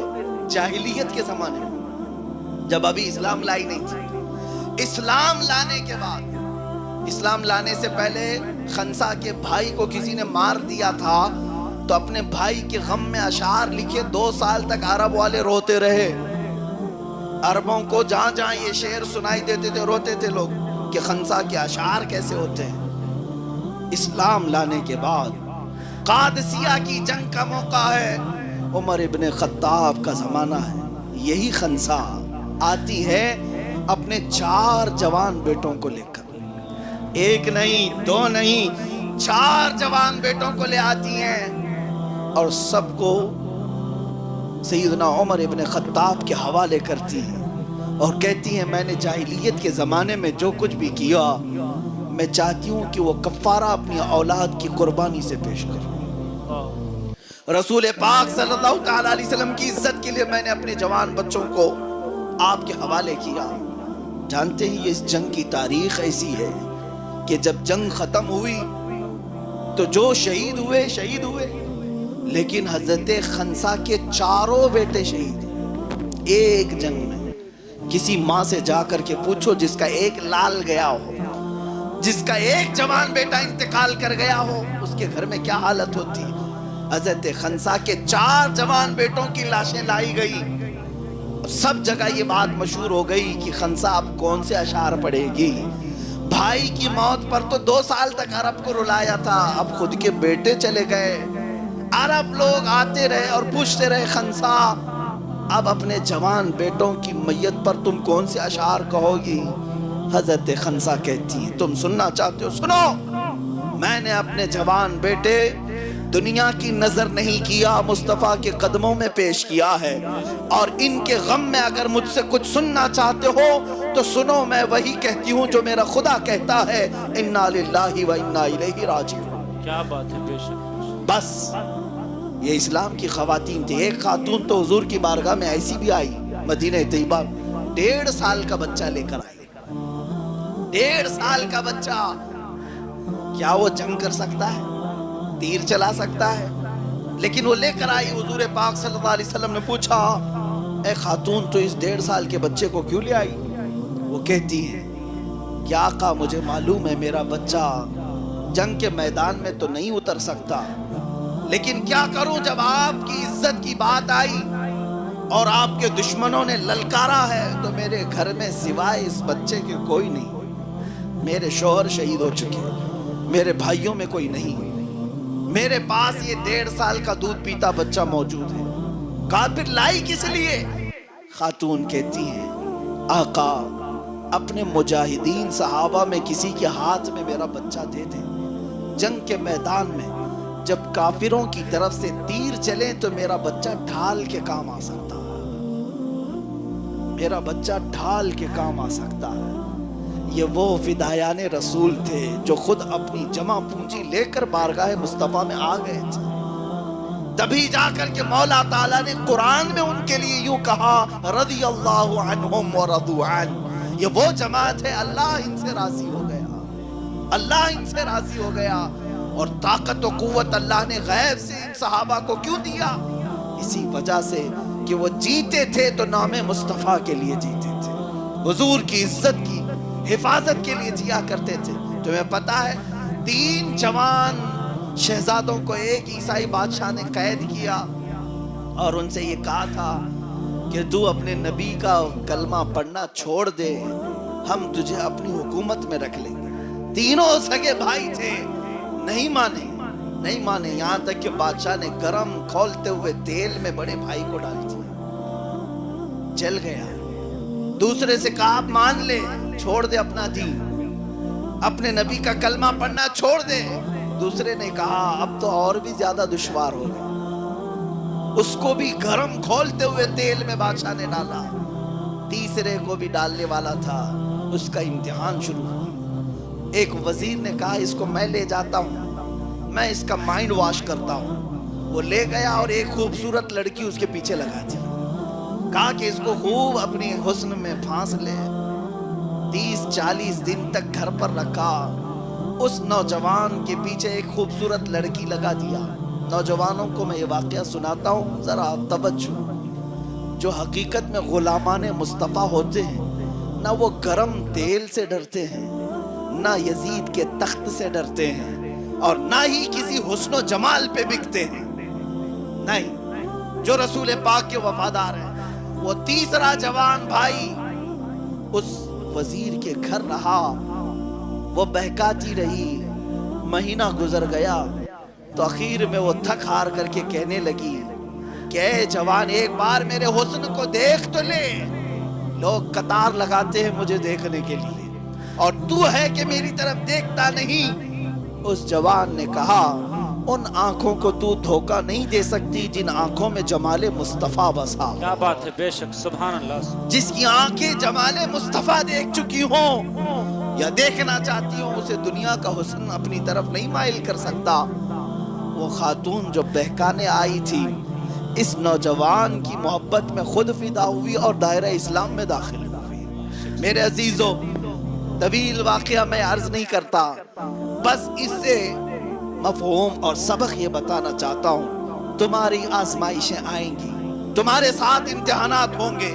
یہ دنیا کبھی تمہیں طاقت کے زور پر تمہارے دین سے ہٹانے کی بات کرے گی, کبھی مار پیٹ کر کے, کبھی سخت قوانین نافذ کر کے, ارے تمہاری جائیدادیں ضبط کر کے, سمپتی ضبط کرو, یہ ڈر جائیں گے ختم ہو جائیں گی.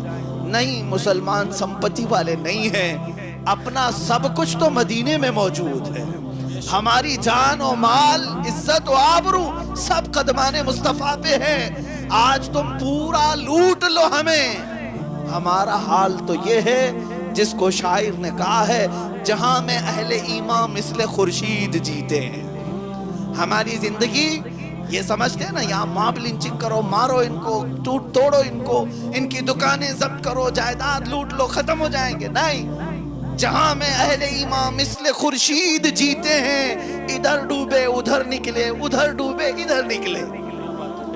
ہاں, اگر آج تم یہاں ڈوباؤ گے پھر یہ ایمان کا شعلہ نکلے گا. بغداد کو تتاریوں نے تباہ کر دیا, لوٹ لیا, خون سے نہلا دیا. ایک وقت وہ بھی آیا تتاریوں کے دربار میں, علماء کو قید کر کے لایا گیا, پیچھے ہاتھ باندھ کر کے. ظلم کی انتہا ہو گئی تھی تتاریوں کے زمانے میں. اور اتنا ہی نہیں, ان ظالموں کو یہ معلوم تھا کہ یہ مارنے کاٹنے سے اتنا زیادہ ڈرتے نہیں, روتے نہیں. کس بات پہ روتا ہے مسلمان؟ جب اس کے سامنے اس کے نبی کو گالیاں دی جائے تو اس کا کلیجہ چھل جاتا ہے, سینہ پھٹ جاتا ہے. تو بادشاہ جو اس وقت کا تھا تتاریوں کا, علماء کو زنجیروں میں قید کر کے الٹے منہ سلایا دربار میں, اور ایک عیسائی پادری کو لے آیا مجمع میں. سب بادشاہ کے حواری مواری ہیں. عیسائی پادری کو پیسے دے کر کے کہا گیا ان کے نبی کی شان میں خوب بھوکو, گالیاں دو, برا کہو محمد عربی صلی اللہ علیہ وسلم. وہ عیسائی پادری جو پیسے لے کر کے آیا تھا بولنا شروع کیا. تاریخ میں موجود ہے میرے عزیز. اس دربار میں اس بادشاہ کا ایک کتا تھا جس کو سونے کی زنجیر سے وہ باندھ کے رکھتا تھا. بادشاہ کا کتا ہے, جیسے آج کے زمانے میں مرسیڈیز میں بھی گھومتے ہیں کتے, بہت سارے کتے کاروں میں گھومتے ہیں. تتاریوں کے بادشاہ کا کتا سونے کی زنجیر میں بندھا رہتا تھا. جب وہ عیسائی پادری گستاخی کرنے لگا اور دل جلانے لگا علماء کا جو زنجیروں میں قید تھے, تو وہ کتا جو زنجیر میں بندھا تھا وہیں سے بھونکنے لگ گئے, بھونکنے لگا. امام ابن حجر عسقلانی نے بیان کیا اس کو, بھونکنے لگا. وہ عیسائی پادری خاموش ہو گئے. پھر تھوڑی دیر کے بعد پھر بیان شروع کیا, میرے نبی کی شان میں گستاخیاں شروع کیا. کتا پھر بھونکنے لگا. تو مجمع میں کچھ لوگ کہنے لگے اس پادری سے کہ شاید تو جو بیان کر رہا ہے اس کے لیے کتا بھونک رہا ہے. تو اس نے کہا اس کتے کو کیا سمجھ آتی ہے؟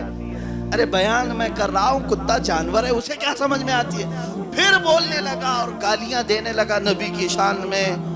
تاریخ میں موجود ہے وہ کتا زنجیر توڑ کر نکل آیا اور اتنی تیزی سے آیا کہ دم زدن میں اس پادری کو سینے سے چیر کر رکھ دیا. وہی وہ ختم ہو گیا. اور اس کتے کی ہیبت پورے مجمع میں ایسی طاری ہوئی کیونکہ بادشاہ کا کتا تھا, پاگل کتا نہیں تھا, آوارہ نہیں تھا, پالا ہوا تھا, ٹرینڈ تھا. جب کتے نے پھاڑ کر رکھ دیا تو مجمع میں موجود سب کو سمجھ میں آیا کہ ایک جانور بھی رسول کی گستاخی برداشت نہیں کرتا. تاریخ میں موجود ہے اسی وقت مجمع میں جتنے تاتاری تھے سب اسلام قبول کر حلقہ بگوش ہو گئے. سبحان اللہ. سب دائرہ اسلام میں داخل ہوئے. جس کے بعد اقبال نے یہ کہا تھا حرم کو مل گئے پاسباں صنم خانے سے. یہ رب تعالیٰ کی قدرت ہے, جب وہ چاہتا ہے تو انہی کے بیچ میں سے اپنے حرم کے پاسباں بھی پیدا کرتا ہے. وہ دن دور نہیں جب میں یہ دیکھ رہا ہوں اے مسلمانوں جن کے دلوں میں آج ان ظالموں نے شدت بھرا ہے, ٹولے ٹولے لے کر کے یہ کئی لوگوں پر حملے کرتے ہیں, تنظیم بنا کر کے, اپنی بڑی سنگٹھن بنا کر کے. وقت آئے گا جب تاریخ دہرائی جائے گی, انہی لوگوں میں سے مولا اسلام کی حفاظت کرنے والے جیالے جوانوں کو پھر سے پیدا کرے گا, پھر سے پیدا کرے گا. بدر کے بعد بھی تاریخ گواہ ہے کہ اسلام ختم نہیں ہوا. کربلا کے بعد بھی تاریخ گواہ ہے اسلام ختم نہیں ہوا. یہاں ہندوستان کی تاریخ بھی گواہ ہے بہادر شاہ ظفر کو ختم کر کے اسلامی سلطنت کا خاتمہ کر دیا گیا, لیکن اسلام ختم نہیں ہوا. اور آج کے زمانے میں خارج زدہ کتوں کے بھونکنے سے اسلام پر کچھ بھی اثر نہیں ہوگا. اسلام کل بھی شاد و آباد تھا, آج بھی شاد و آباد ہے. صبح قیامت تک یہ ظالموں کے پھونکوں سے بجھایا جانے والا چراغ نہیں ہے. یہ اللہ نے قرآن میں فرمایا یہ چاہتے ہیں کہ اپنے منہ کے پھونکوں سے چراغ کو بجھا دے, اللہ اپنے نور کو مکمل کر کے رہے گا, اس کو قائم رکھے گا, اس کی حفاظت اللہ فرمائے گا.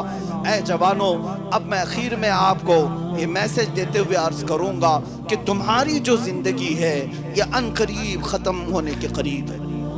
بہت کم عمر ہم لے کر کے آئے ہیں دنیا میں. عقل آتے آتے یہاں جوانوں کو 25 سال لگ جاتے ہیں, اس کے بعد شادی کر کے مصروف ہو جاتا ہے, 40 سال تک گھر بناتا رہتا ہے. تھوڑے ہی دنوں کے بعد کمزوری آئی, بڑھاپا آیا اور جانے کی تیاری میں لگ جاتا ہے. یہی ہے زندگی, یہی ہے زندگی. جس کو شیخ سعدی نے کہا وہ کیا زندگی ہے جس میں بندہ پوری صحت خراب کر دیتا ہے مال کمانے کے لیے, اور جب مال آتا ہے تو صحت اچھی کرنے کے لیے پورے پیسے لٹانے لگتا ہے. انہی دو چیزوں میں یہ گھر کر کے ختم ہو جاتا ہے. مسلمان کی زندگی یہ نہیں. مسلمان کی زندگی کیا ہے میرے عزیزوں؟ ہماری زندگی یہ ہونی چاہیے کہ میں وہ سورج ہوں کہ ڈوبنے کے بعد بھی شفق چھوڑ جاتا ہوں. ہماری زندگی وہ ہو کہ ہم کو اللہ نے فرمایا وَأَمَّا مَا يَنْفَعُ النَّاسَ فَيَمْكُثُ فِي الْأَرْضِ. تم اگر نفع دینے والا کام کر کے گئے ہو تو اللہ زمین میں ہمیشہ تمہیں باقی رکھے گا, ہمیشہ تمہارا نام زندہ رکھے گا. ان لوگوں کی طرح جی کر کے نہ جانا جن کی تختیاں بھی بجھ گئی, جن کا نشان بھی ختم ہو گیا. میرے عزیزوں, ان کی طرح جیو جو اگرچہ گدڑی پہنے ہوئے پوری زندگی گزار گئے, ٹاٹ کے کپڑے پہن کر کے رہ گئے, چھٹائی پر بیٹھ کر کے رہ گئے, لیکن ہزاروں کا مجمع آج بھی انہیں سلام پیش کرتا ہے.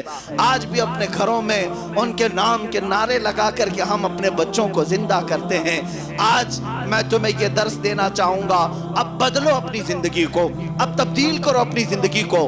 آپ کو ڈرایا جو جا رہا ہے کس بات سے؟ تم بہت زیادہ سوشل میڈیا میں ایکٹیو ہو, تم بہت زیادہ فلمیں دیکھتے ہو, تم بہت زیادہ سیریل دیکھتے ہو, اور یہ پورا ٹولہ یہودیوں کا یہی چاہتا ہے، فلموں میں یہی درشایا جاتا ہے، سیریلز میں یہی درشایا جاتا ہے، سوشل میڈیا میں بھی یہی درشایا جاتا ہے کہ مسلمان ڈر جائے، خوف سے سہم جائے، ایسی چیزیں ان کو دکھائی جائیں جس کے بعد یہ سوچنے لگ جائیں نہیں میاں غلطی ہو گئی، ہم کہیں جی نہیں سکتے، سر اٹھا کر کے ہم کہیں جا نہیں سکتے، اپنی نشانیاں بتا نہیں سکتے۔ تم ان کو حقیقت میں سمجھ کر کے اپنے آپ کو چھپانے لگ گئے۔ کئی جوانوں کو میں نے دیکھا داڑھی صرف اس لیے چھلا دیا کہ لوگ مجھے کہیں آتنکوادی نہ کہہ دیں، ٹوپی اس لیے چھپا دیا کہیں مجھے دہشت گرد نہ کہہ دیں۔ ان سوشل میڈیا کے پروپیگنڈوں پر اور فلموں پر اور سیریلز پر تم یقین کرتے جاؤ گے تو ایک دن زندہ لاش بن کر کے رہو گے۔ انہیں چھوڑو، تم ان کو پڑھنا چھوڑ دو، ان فلموں کو، ان سیریلز کو، ان سوشل میڈیا پر پھیلانے پروپیگنڈوں کو نہ پڑھنا، بلکہ میں تمہیں دعوت دیتا ہوں اگر تم مسلمان جوان ہو تو کتابیں اٹھاؤ اور صلاح الدین ایوبی کو پڑھو، کتابیں اٹھاؤ خالد ابن ولید کو پڑھو، کتابیں اٹھاؤ اور شہاب الدین غوری کو پڑھو، اورنگزیب عالمگیر کو پڑھو، ٹیپو سلطان شہید کو پڑھو۔ اس کے بعد فخر کے ساتھ تم زمین پر چلتے ہوئے جاؤ گے، ٹوپی بھی لگاؤ گے، داڑھی بھی رکھو گے اور فخر سے یہ کہو گے میں غلام مصطفیٰ ہوں، دنیا میں آیا ہوں امن قائم کرنے کے لیے۔ بے شک سبحان اللہ۔ نعرہ تکبیر، نعرہ تکبیر، نعرہ رسالت، مسلک اعلی حضرت شہدائے کربلا، سرزمین پیپلسانہ۔ عزیزان گرامی، ڈرنا تو اس چور قوم کو چاہیے جن کے پاس لوٹا ہوا مال ہے، جو لٹیرے ہیں یا جو گندگیوں میں پڑے ہوئے ہیں، ڈرنا تو انہیں چاہیے۔ اللہ نے تمہارے چہرے سلامت رکھے۔ آج تک مجھے بتاؤ مسلمانوں، اللہ تعالیٰ کا کیسا احسان ہے ہمارے اوپر، جانتے زندگی میں سب سے زیادہ ضروری چیز کی طرف آدمی جھک جاتا ہے، ہوتا یہی ہے نا، لوگ جو ضروری چیز ہے اس کی طرف جھک جاتے ہیں، یہی ہے انسان کی فطرت ہے۔ میں سمجھتا ہوں ہماری زندگی کی سب سے زیادہ ضروری چیز کھانا پانی ہے نا، اس کے بغیر کہاں رہے گا آدمی؟ کھانا، رزق ہماری زندگی کی سب سے زیادہ ضروری چیز ہے، مگر مولا قدیر و جبار نے انسان کو کیسے رکھا دیکھا۔ جانور جب چارہ کھاتے ہیں تو سر جھکا کر کھاتے ہیں، زبان چارے تک لے جاتے ہیں، چاٹ کے کھاتے ہیں، لیکن تم جب کھانا کھاتے ہو تو ہاتھ میں لقمہ لے کر سر تک لے جاتے ہو۔ ہوتا یہی ہے کہ آپ تو پلیٹ چاٹ کر کے تو نہیں کھاتے، منہ جھکا کر نہیں کھاتے، لقمہ ہاتھ میں لیتے ہو اور منہ تک لے جا کر کھاتے ہو۔ کیوں؟ وہ رب ذوالجلال ہے جو تمہارے سروں کو رزق کے سامنے بھی جھکنے نہیں دیا، جو تمہاری زندگی کی سب سے زیادہ ضروری چیز ہے۔ اندازہ کرو، جس مولا نے تمہیں ضروری رزق کے سامنے جھکنے نہیں دیا، تم کیا یہ چھوٹی موٹی طاقتوں کے سامنے جھک جاؤ گے؟ مرد حق باطل کے آگے مات کھا سکتا نہیں، سر کٹا سکتا ہے لیکن سر جھکا سکتا نہیں۔ یہ ہماری زندگی ہے، ہماری زندگی یہی شہید اعظم حسین اعظم نے دیا ہے کہ ہم کٹ جائیں گے، پٹ جائیں گے، ٹکڑوں میں بدل جائیں گے، لیکن سر جھکا کر کے جینا ہمیں اسلام نے نہیں سکھایا۔ آج میں آپ سب سے کہتا ہوں، کیا ڈر کر کے اپنے آپ کو چھپا کر کے جیو گے؟ حضور کی عزت تمہیں پیاری ہے؟ آپ اپنے دل پر ہاتھ رکھ کر کے بتاؤ، حضور پاک صلی اللہ تعالیٰ علیہ وسلم کا چہرہ دنیا کا سب سے حسین چہرہ تھا کہ نہیں؟ بے شک سبحان تھا نہیں، ہے کہ نہیں؟ جی ہے، تھا نہیں۔ حضور پاک صلی اللہ تعالیٰ علیہ وسلم جیسا حسین نہ کوئی آیا ہے نہ آئے گا، یقین ہے؟ جی حضور پاک کا چہرہ جب سب سے زیادہ حسین تھا تو اس حسین چہرے کی علامتیں کیوں تم کاٹ کر کے گٹر نالیوں میں پھینکتے ہو؟ تم کیوں کسی فلموں میں ناچنے والے کی پیروی کرنے لگ گئے؟ تم کیوں کسی نچنی اور مجرا کرنے والوں کے فین ہو گئے؟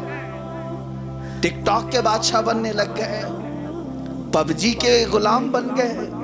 اے جوانوں، تمہیں اس لیے نہیں پیدا کیا گیا، تمہاری نسبت رسول پاک سے ہے۔ تمہیں پتا ہے قبر میں جاؤ گے تو نہ کوئی ٹک ٹاک کا ہیرو آئے گا، نہ کوئی فلموں کا خان آئے گا۔ تمہیں پتا ہے قبر میں جانے کے بعد فرشتے مجھے ان سارے ظالموں کو دکھا کر نہیں پوچھیں گے، مجھے اگر آخری سوال پوچھیں گے تو مدینے کے تاجدار کے بارے میں پوچھیں گے۔ بے شک سبحان، یہی سوال ہوگا، سب کو یقین ہے۔ فرشتے منکر نکیر یہ پوچھیں گے ما کنت تقول فی حق هذا الرجل، اس رجل، اس آدمی، اس رسول کے بارے میں تو دنیا میں کیا کہتا تھا، کیا کہو گے، کیا کہو گے؟ آج میں آپ کو بتاؤں، مجھ سے ملنے کے لیے آنے والے میں نے دیکھا ہے، کئی لوگ جو ملنا چاہتے ہیں ان کو دیکھا، عام زندگی میں رہتے ہوں گے الگ الگ انداز میں، ملنے کے لیے جب آئے کرتا پائجامہ پہن کے آئے، ٹوپی لگا کر کے آئے، عطر بھی لگا کر کے آئے، خصاف ہو کر کے آئے، صرف اس لیے کہ مفتی صاحب ہیں یا مولانا ہیں، عالم دین کی عزت کرتے ہیں، علماء سے ملنے کے لیے جاتے ہیں، سر پہ ٹوپی رکھ لیا اور کپڑے اچھے پہن لیے، خوشبو لگائے۔ میرے عزیزوں، جب ہم جیسوں سے ملنے کے لیے تم اپنے لباس بدل لیتے ہو تو قبر میں جب مدینے کے تاجدار سے ملنے کا وقت آئے گا تب کی کیا تیاری کی؟ کیا بات ہے، کیا بات ہے، بہت اچھا۔ کیا تیاری ہے تمہارے پاس؟ اچانک تمہارا لاشا اٹھا لے جایا جائے گا، جس دن تم دفن کر کے آ جاؤ، جب تم دفنائے جاؤ گے تم ہزار چاہ کر کے بھی اس قید خانے سے نہیں نکل پاؤ گے، نہیں آ پاؤ گے۔ آج تک سنا کبھی کسی قبرستان سے مردہ اٹھ کر کے بھاگا ہے؟ جیل توڑ کر کے جانے والے قیدی تو ہوتے ہیں، قبر توڑ کے آنے والا کوئی مردہ نہیں، رہنا وہی ہے۔ حضور پاک صلی اللہ علیہ وسلم کو منہ دکھانے کے لیے جا رہا ہے ایک مسلمان، تیاری کیا ہے تمہارے پاس؟ اگر میرے آقا نے قبر میں مجھ سے پوچھ لیا کہ تم میرا ہے، تو کہتا ہے میں اللہ کا رسول ہوں، لیکن تیری زندگی تو کچھ اور بتاتی ہے، تو نے چہرہ کسی اور کی طرح کیا ہے، تو نے لباس کسی اور کے پہنے ہیں۔ بعض بزرگوں نے تو یہاں تک لکھا ہے کہ اس وقت رسول پاک اپنا چہرہ پھیر لیں گے اور کہیں گے خبردار میری طرف دیکھنا مت، قبر میں فرمائیں گے میری طرف دیکھنا مت۔ عزیزان گرامی، دنیا کی اس فانی زندگی میں غیروں کی جے وجے پکارتے ہوئے اپنے آپ کو برباد نہ کرو، تھوڑی سی زندگی باقی ہے تمہارے پاس، جیو تو رسول اللہ کے لیے جیو، جانا وہی ہے۔ قیامت کے دن بھی میں آپ کو بتاؤں بخدا خدا کا یہی ہے در، نہیں اور کوئی مفر مقر، جو وہاں سے ہو یہی آ کے ہو، جو یہاں نہیں تو وہاں نہیں۔ بے شک حضور پاک کو چھوڑ کر کچھ نہیں ہونا ہے تمہارا، نہ یہاں پہ نہ وہاں پہ، یہاں پہ بھی کچھ نہیں ہوتا، عزت تمہاری خطرے میں ہے، اور وہاں پر بھی یہی ہوگا۔ اس لیے اس نقطے پر آ جاؤ جس نقطے پر اقبال نے ہم سب کو جمع کیا تھا۔ قلندر لاہوری ایک عاشق رسول گزرا ہے، اقبال صرف شاعر نہیں تھا، دلوں کو بدلنے والا تھا۔ اس نے بہت پہلے یہ پکار کر کہا تھا تمہاری ترقی کا راز اے مسلمانوں، تمہاری عزت کا راز، تمہاری پوری دنیا پر چھا جانے کا راز صرف اتنا ہے کہ محمد سے وفا تو نے تو ہم تیرے، یہ جہاں چیز ہے کیا لوح و قلم تیرے۔ بے شک سبحان اللہ۔ وہ صحابہ تھے، حضور سے وفا کرتے رہے، محبت کرتے رہے، کیسی وفا کیسی محبت۔ اللہ اللہ، عمر فاروق کو دیکھو گھوڑے پر بیٹھ کر جا رہے ہیں، ایک درخت کی ٹہنی لٹکی ہوئی تھی، اس پر اپنا امامہ الجھا دیا، لٹکا دیا، امامہ کھل گیا، پھر امامہ باندھ لیا اور گھوڑے پر بیٹھ گئے۔ یہ بھی کوئی عمل ہوتا ہے؟ صحابہ نے پوچھا جان بوجھ کر کہ آپ نے درخت میں اپنا امامہ کیوں الجھا دیا؟ حضرت عمر کہتے ہیں کچھ دن پہلے اس راستے سے میں گزر رہا تھا اور یہ درخت کی ٹہنی تھوڑی نیچے لٹکی ہوئی تھی، حضور پاک میرے ساتھ تھے، چلتے چلتے اچانک میرے نبی کا امامہ الجھ گیا تھا، میرے آقا صلی اللہ علیہ وسلم کا امامہ ٹہنی سے الجھ گیا، کھل گیا، میرے آقا نے واپس امامہ باندھ لیا۔ آج اس راستے سے گزر رہا تھا، مجھے میرے نبی کی ادا یاد آ گئی، مجھے میرے نبی کا عمل یاد آ گیا۔ نہ قرآن سے یہ واجب ہے نہ حدیث سے یہ واجب ہے، مگر باوجود اس کے عمر ابن خطاب نے اگر یہ عمل کیا تھا تو یہ ان کی وفا کی علامت ہے، میرے آقا سے محبت کی علامت ہے۔ اے سنی مسلمانوں، اسی لیے اللہ تعالیٰ نے ان صحابہ کو مرتبہ کیا دیا تھا، مرتبہ کیا دیا تھا، جس کو اقبال یوں کہتا ہے کہ ہمارا حال تو تاریخ میں یہ تھا، دی اذانیں کبھی یورپ کے کلیساؤں میں تو کبھی افریقہ کے تپتے ہوئے صحراؤں میں، ٹل نہ سکتے تھے جنگ میں اگر اڑ جاتے تھے، پاؤں شیروں کے بھی میدان سے اکھڑ جاتے تھے، حق سے سرکش ہوا اگر کوئی تو بگڑ جاتے تھے، ارے تیغ کیا چیز ہے، ہم توپ سے بھی لڑ جاتے تھے۔ یہ ہماری تاریخ ہے، ہماری داستان ہے۔ آ گیا عین لڑائی میں گر وقت نماز، قبلہ روحوں کے زمین بوس ہوئی قوم حجاز، ایک ہی سب میں کھڑے ہو گئے محمود و ایاز، نہ کوئی بندہ رہا نہ کوئی بندہ نواز۔ یہی تو ہماری تاریخ ہے، جس جگہ ہم نے قدم رکھا پرچم اسلام کو لہرایا۔ افریقہ کے جنگلات میں وہ صحابہ گئے، بربر قوم کو فدایان مصطفیٰ میں تبدیل کیا۔ یورپ کی سرزمین پر اترے وہ صحابہ، اندلس کی سرزمین پر پرچم اسلام لہرایا۔ ہندوستان میں محمد بن قاسم میرے نبی کی نشانیاں لے کر کے آیا، 19 سال کا جوان تھا لیکن پرچم اسلام لہرا کر چلا گیا۔ آج تک اسلام اس کی تاریخ کو دہرا رہا ہے۔ وہ جہاں جاتے مولا ان کے لیے میدان کشادہ کرتا تھا۔ وجہ صرف یہی تھی جس کو اقبال نے کہا، ان کے جو ہم غلام تھے خلق کے پیشوا رہے، ان کے جو ہم غلام تھے خلق کے پیشوا رہے، ان سے پھرے جہاں پھرا پھر آئی کمی وقار میں۔ اس لیے میرا یہ میسج اقبال کی زبان سے کہوں گا، اٹھو قوت عشق سے ہر پست کو بالا کر دو، دہر میں نام محمد سے اجالا کر دو۔ اور اعلیٰ حضرت بریلوی فرماتے ہیں، اے مسلمانوں یہ عقیدے کے ساتھ جیو، اللہ پھر تمہیں قوت و طاقت عطا کرے گا۔ وہ عقیدہ کیا ہے؟ انہیں جانا انہیں مانا، نہ رکھا غیر سے کام، انہیں جانا انہیں مانا، نہ رکھا غیر سے کام۔ للہ الحمد میں دنیا سے مسلمان گیا۔ اے مسلمانوں، کیا آج اپنی پوری آب و تاب کے ساتھ تم اپنے ہوش و حواس کے ساتھ رات کے اس اندھیرے میں اس نعرے کو لگانے کے لیے تیار ہو کہ آج آپ سے بہت مرتبہ پوچھا گیا ہوگا الگ الگ انداز میں، مگر میں یہ فقیر اس لیے حاضر آیا کہ ڈوبتے ہوئے خون کو پھر سے گرما دوں، مرجھائے ہوئے دلوں کو پھر سے میں تازہ کروں، صرف نام مصطفیٰ کے ذریعے سے۔ اے جوانوں بتاؤ، زندگی جتنی باقی ہے، ابھی جتنی سانسیں باقی ہے، کیا یہ بقیہ سانسوں کو، یہ بقیہ زندگی کی رمق دمق کو میرے نبی کے نام پر قربان کرنے کے لیے تیار ہے؟ کیا ہم اپنی گردنوں کا نذرانہ لے کر اس رسول کردگار کی بارگاہ میں پیش کرنے کے لیے تیار ہیں؟ لبیک یا رسول اللہ، لبیک لبیک لبیک یا رسول اللہ، لبیک لبیک یا رسول اللہ، آخر دعوانا الحمدللہ رب العالمین۔ حضرت بیعت فرمائیں، مرید فرمائیں گے، مرید جو بھی ہونا چاہتا ہے وہ مرید ہو سکتا ہے حضرت سے، جو بھی مرید ہونا چاہتا ہے ابھی بیعت فرمائیں گے۔ پہلے سلام پڑھیں۔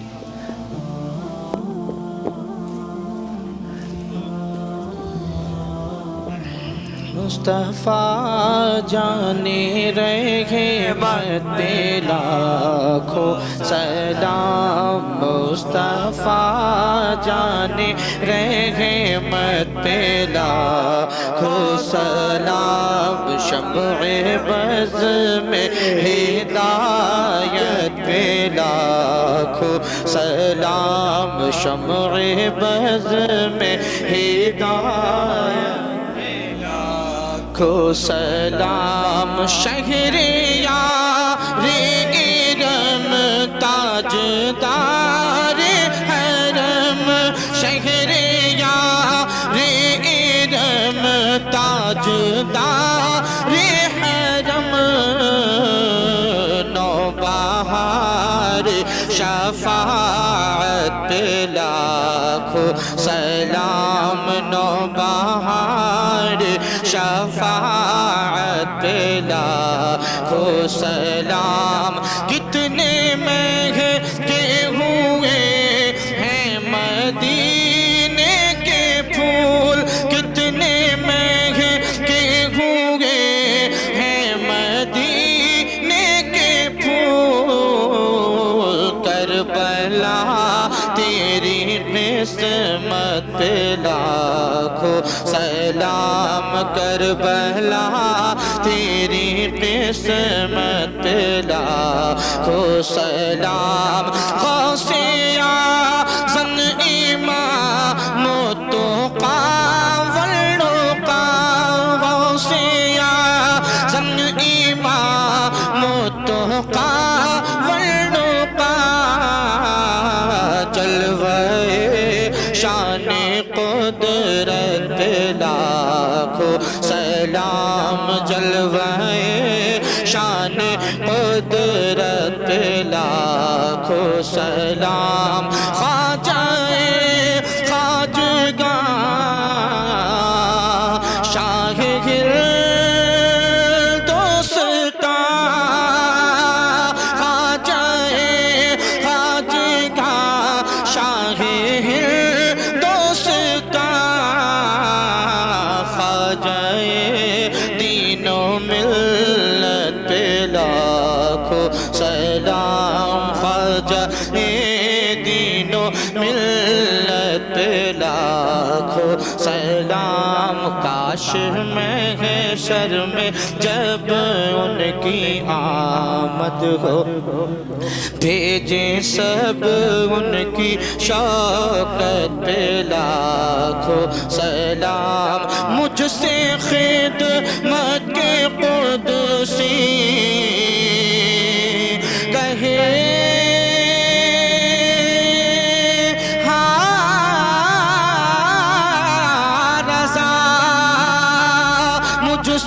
خدمت کے قدسی کہے ہاں رضا مصطفیٰ جانے رحمت پہ لاکھوں سلام شمع بز میں ہدایت پہ لاکھوں سلام ڈال دی قلب میں عظمت مصطفیٰ ڈال دی قلب میں عظمت مصطفیٰ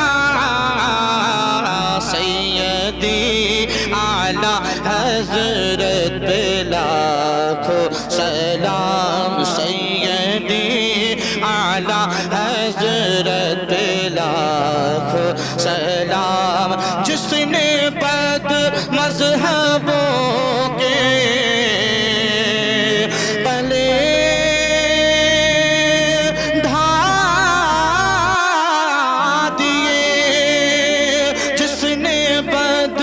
مذہبوں کے قلعے ڈھا دیے ہمت اعلیٰ حضرت پہ لاکھوں سلام ہمت اعلیٰ حضرت پہ لاکھوں سلام مصطفیٰ جانے رحمت پہ لاکھوں سلام شمع بز میں ہدایت پہ لاکھوں سلام الصلاۃ والسلام علیکم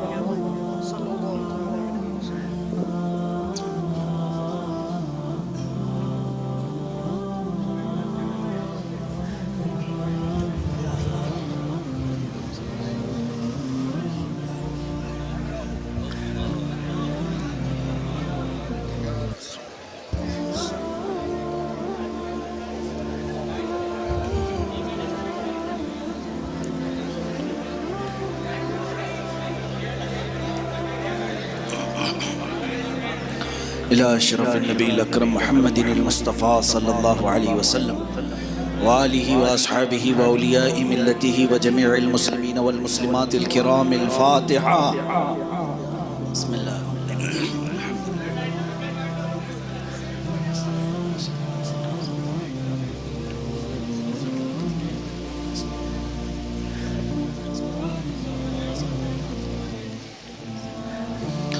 اللهم اوصل وبلغ مثل ثواب ما قرأناه من القرآن الكريم ما صلينا وما سلمناه إلى حضرة النبي المصطفى محمد صلى الله عليه وسلم وبوسيلته إلى جميع الأنبياء والمرسلين والصحابة والتابعين والخلفاء الراشدين وإلى أرواح جميع أزواج رسول الله وبناته وبنيه وإلى أرواح جميع الشهداء والنجباء والنقباء وأولياء الله الصالحين وإلى أرواح أئمة المجتهدين وجميع المؤمنين والمؤمنات وعامة المسلمين والمسلمات الأحياء منهم والأموات، خاصة إلى أرواح شهداء كربلاء رضوان الله عليهم أجمعين وإلى أرواح من دفنوا في هذه البلاد يا رب العالمين، في هذا البلاد من أوليائك الصالحين يا أكرم الأكرمين.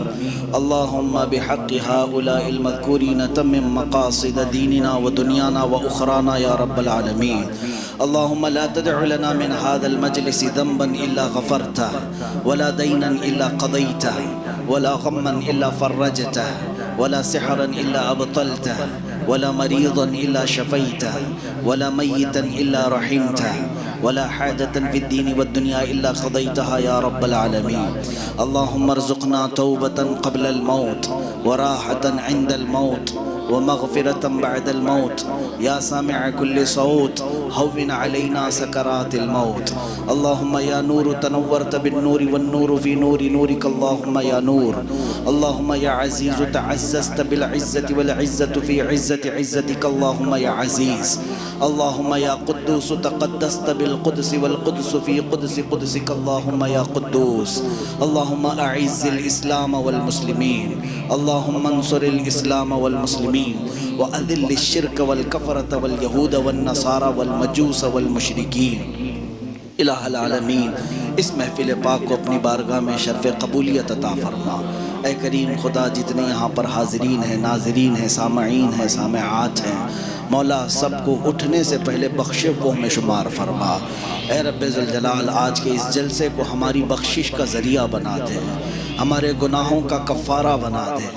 اے رب ذوالجلال، ہم سچی توبہ کرتے، ہماری توبہ قبول فرما۔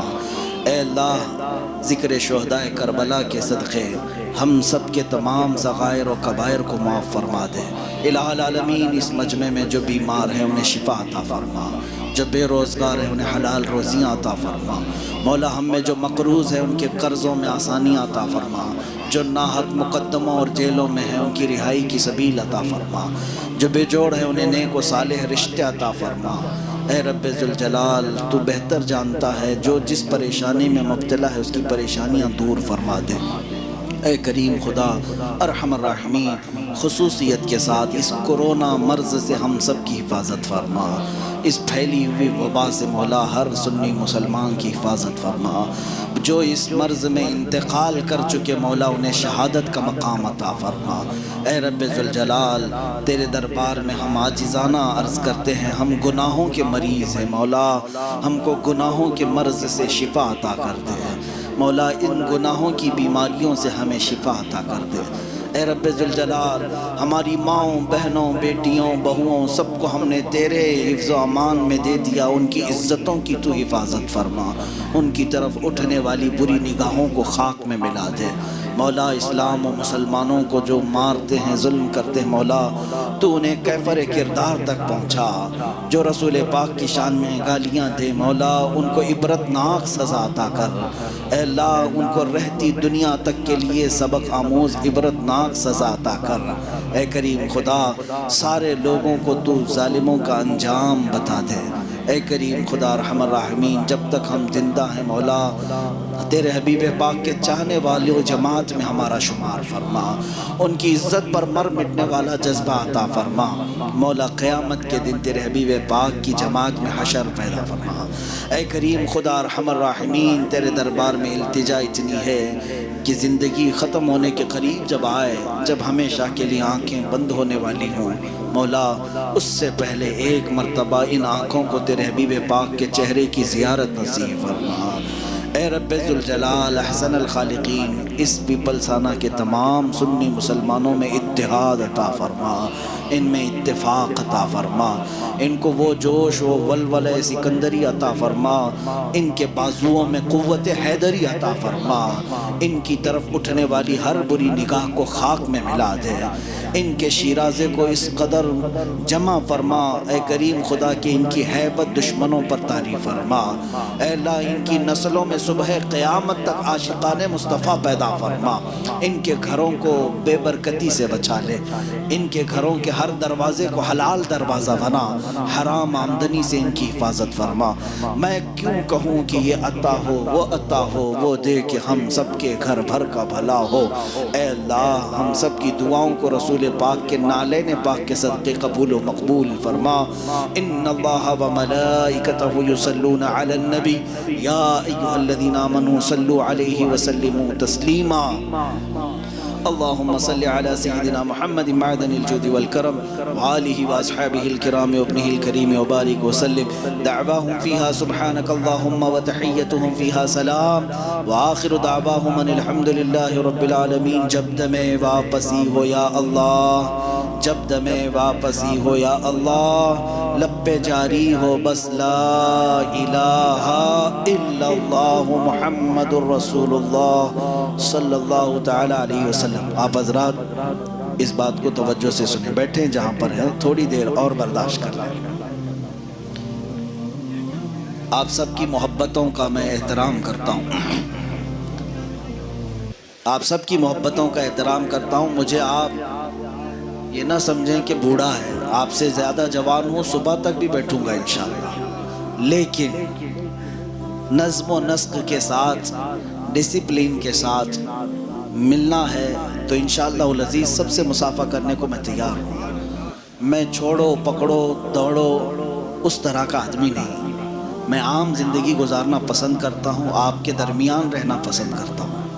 آپ سب سے میری محبت ہے، آپ مجھ سے جو محبت کرتے مولا اس کی جزا قیامت میں عطا کرے گا، ضرور عطا کرے گا۔ اس لیے کہ آج آپ نے مجھے جو سنا یا اس منبر پر جو بٹھایا وہ اس لیے نہیں کہ میں کسی بڑے باپ کا بیٹا ہوں، صرف اس لیے کہ رسول پاک کی بات کرتا۔ آپ کا اور میرا رشتہ صرف رسول پاک کی وجہ سے ہے۔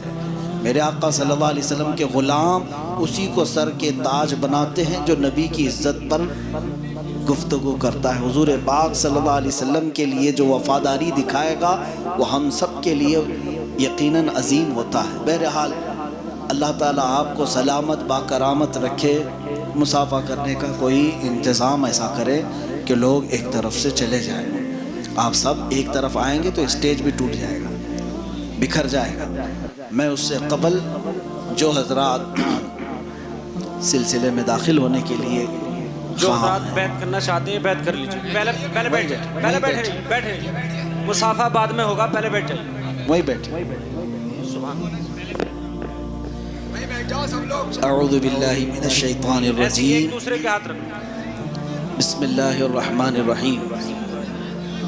سارا مجمع بھی پڑھ سکتا ہے، یہ بیعت دوسرے کے کاندھے پہ ناموس رسالت کی حفاظت کے لیے لی جاتی ہے۔ کھینچو نا اس کو، اب پھر ادھر کیوں چھوڑوا رہے ہو بھائی؟ بس ادھر چھوڑ۔ لا الہ الا اللہ محمد الرسول اللہ صلی اللہ علیہ وسلم۔ اشہد ان لا الہ الا اللہ وحدہ لا شریک لہ واشہد ان سیدنا محمدا عبدہ ورسولہ۔ رضیت باللہ ربا وبمحمد صلی اللہ علیہ وسلم رسولا نبیا وبالاسلام دینا وبالقرآن کتابا وبالکعبۃ قبلہ وبالمؤمنین اخوہ۔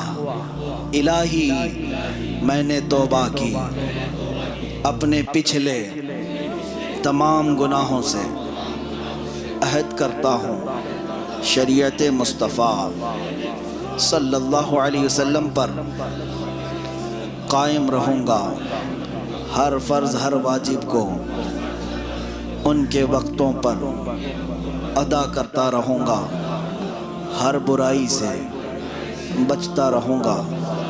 الہی میں وعدہ کرتا ہوں اہل سنت و جماعت کے سچے مذہب پر قائم رہوں گا، میں داخل ہوا سلسلہ عالیہ قادریہ میں، الہی مجھے غوث پاک کے مریدوں میں قبول فرما، قیامت کے دن ان کی جماعت میں حشر فرما۔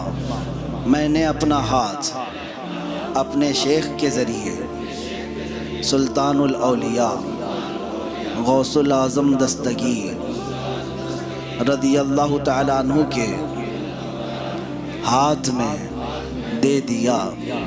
میں نے اپنی جان، اپنا مال، اپنا سب کچھ اللہ کی بارگاہ میں بیچ دیا، بیچ دیا، بیچ دیا۔ میں نے اپنی گردن، اپنا خون ناموس رسالت کی حفاظت کے لیے وقف کیا، وقف کیا، وقف کیا۔ ان اللہ اشترى من المؤمنین انفسهم واموالهم بان لهم الجنة يقاتلون في سبيل الله فيقتلون ويقتلون وعدا عليه حقا في التوراة والانجيل والقرآن ومن اوفى بعهده من الله فاستبشروا ببيعكم الذي بايعتم به وذلك هو الفوز العظيم۔ صدق الله مولانا العظيم، وصلى الله تعالى على خير خلقه محمد وآله وأصحابه أجمعين برحمتك يا أرحم الراحمين۔ راستہ راستہ ایک بات سنو، آرام سے آگے ہو رہا ہے حضرت، آگے ہو رہا ہے، ہلکے آرام آرام سے آگے بیٹھ رہے ہیں، آگے نہیں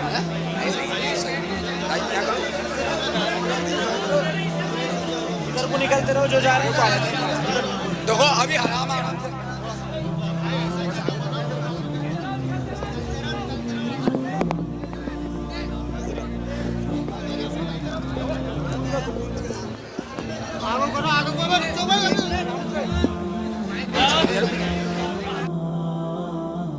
يا شفيعنا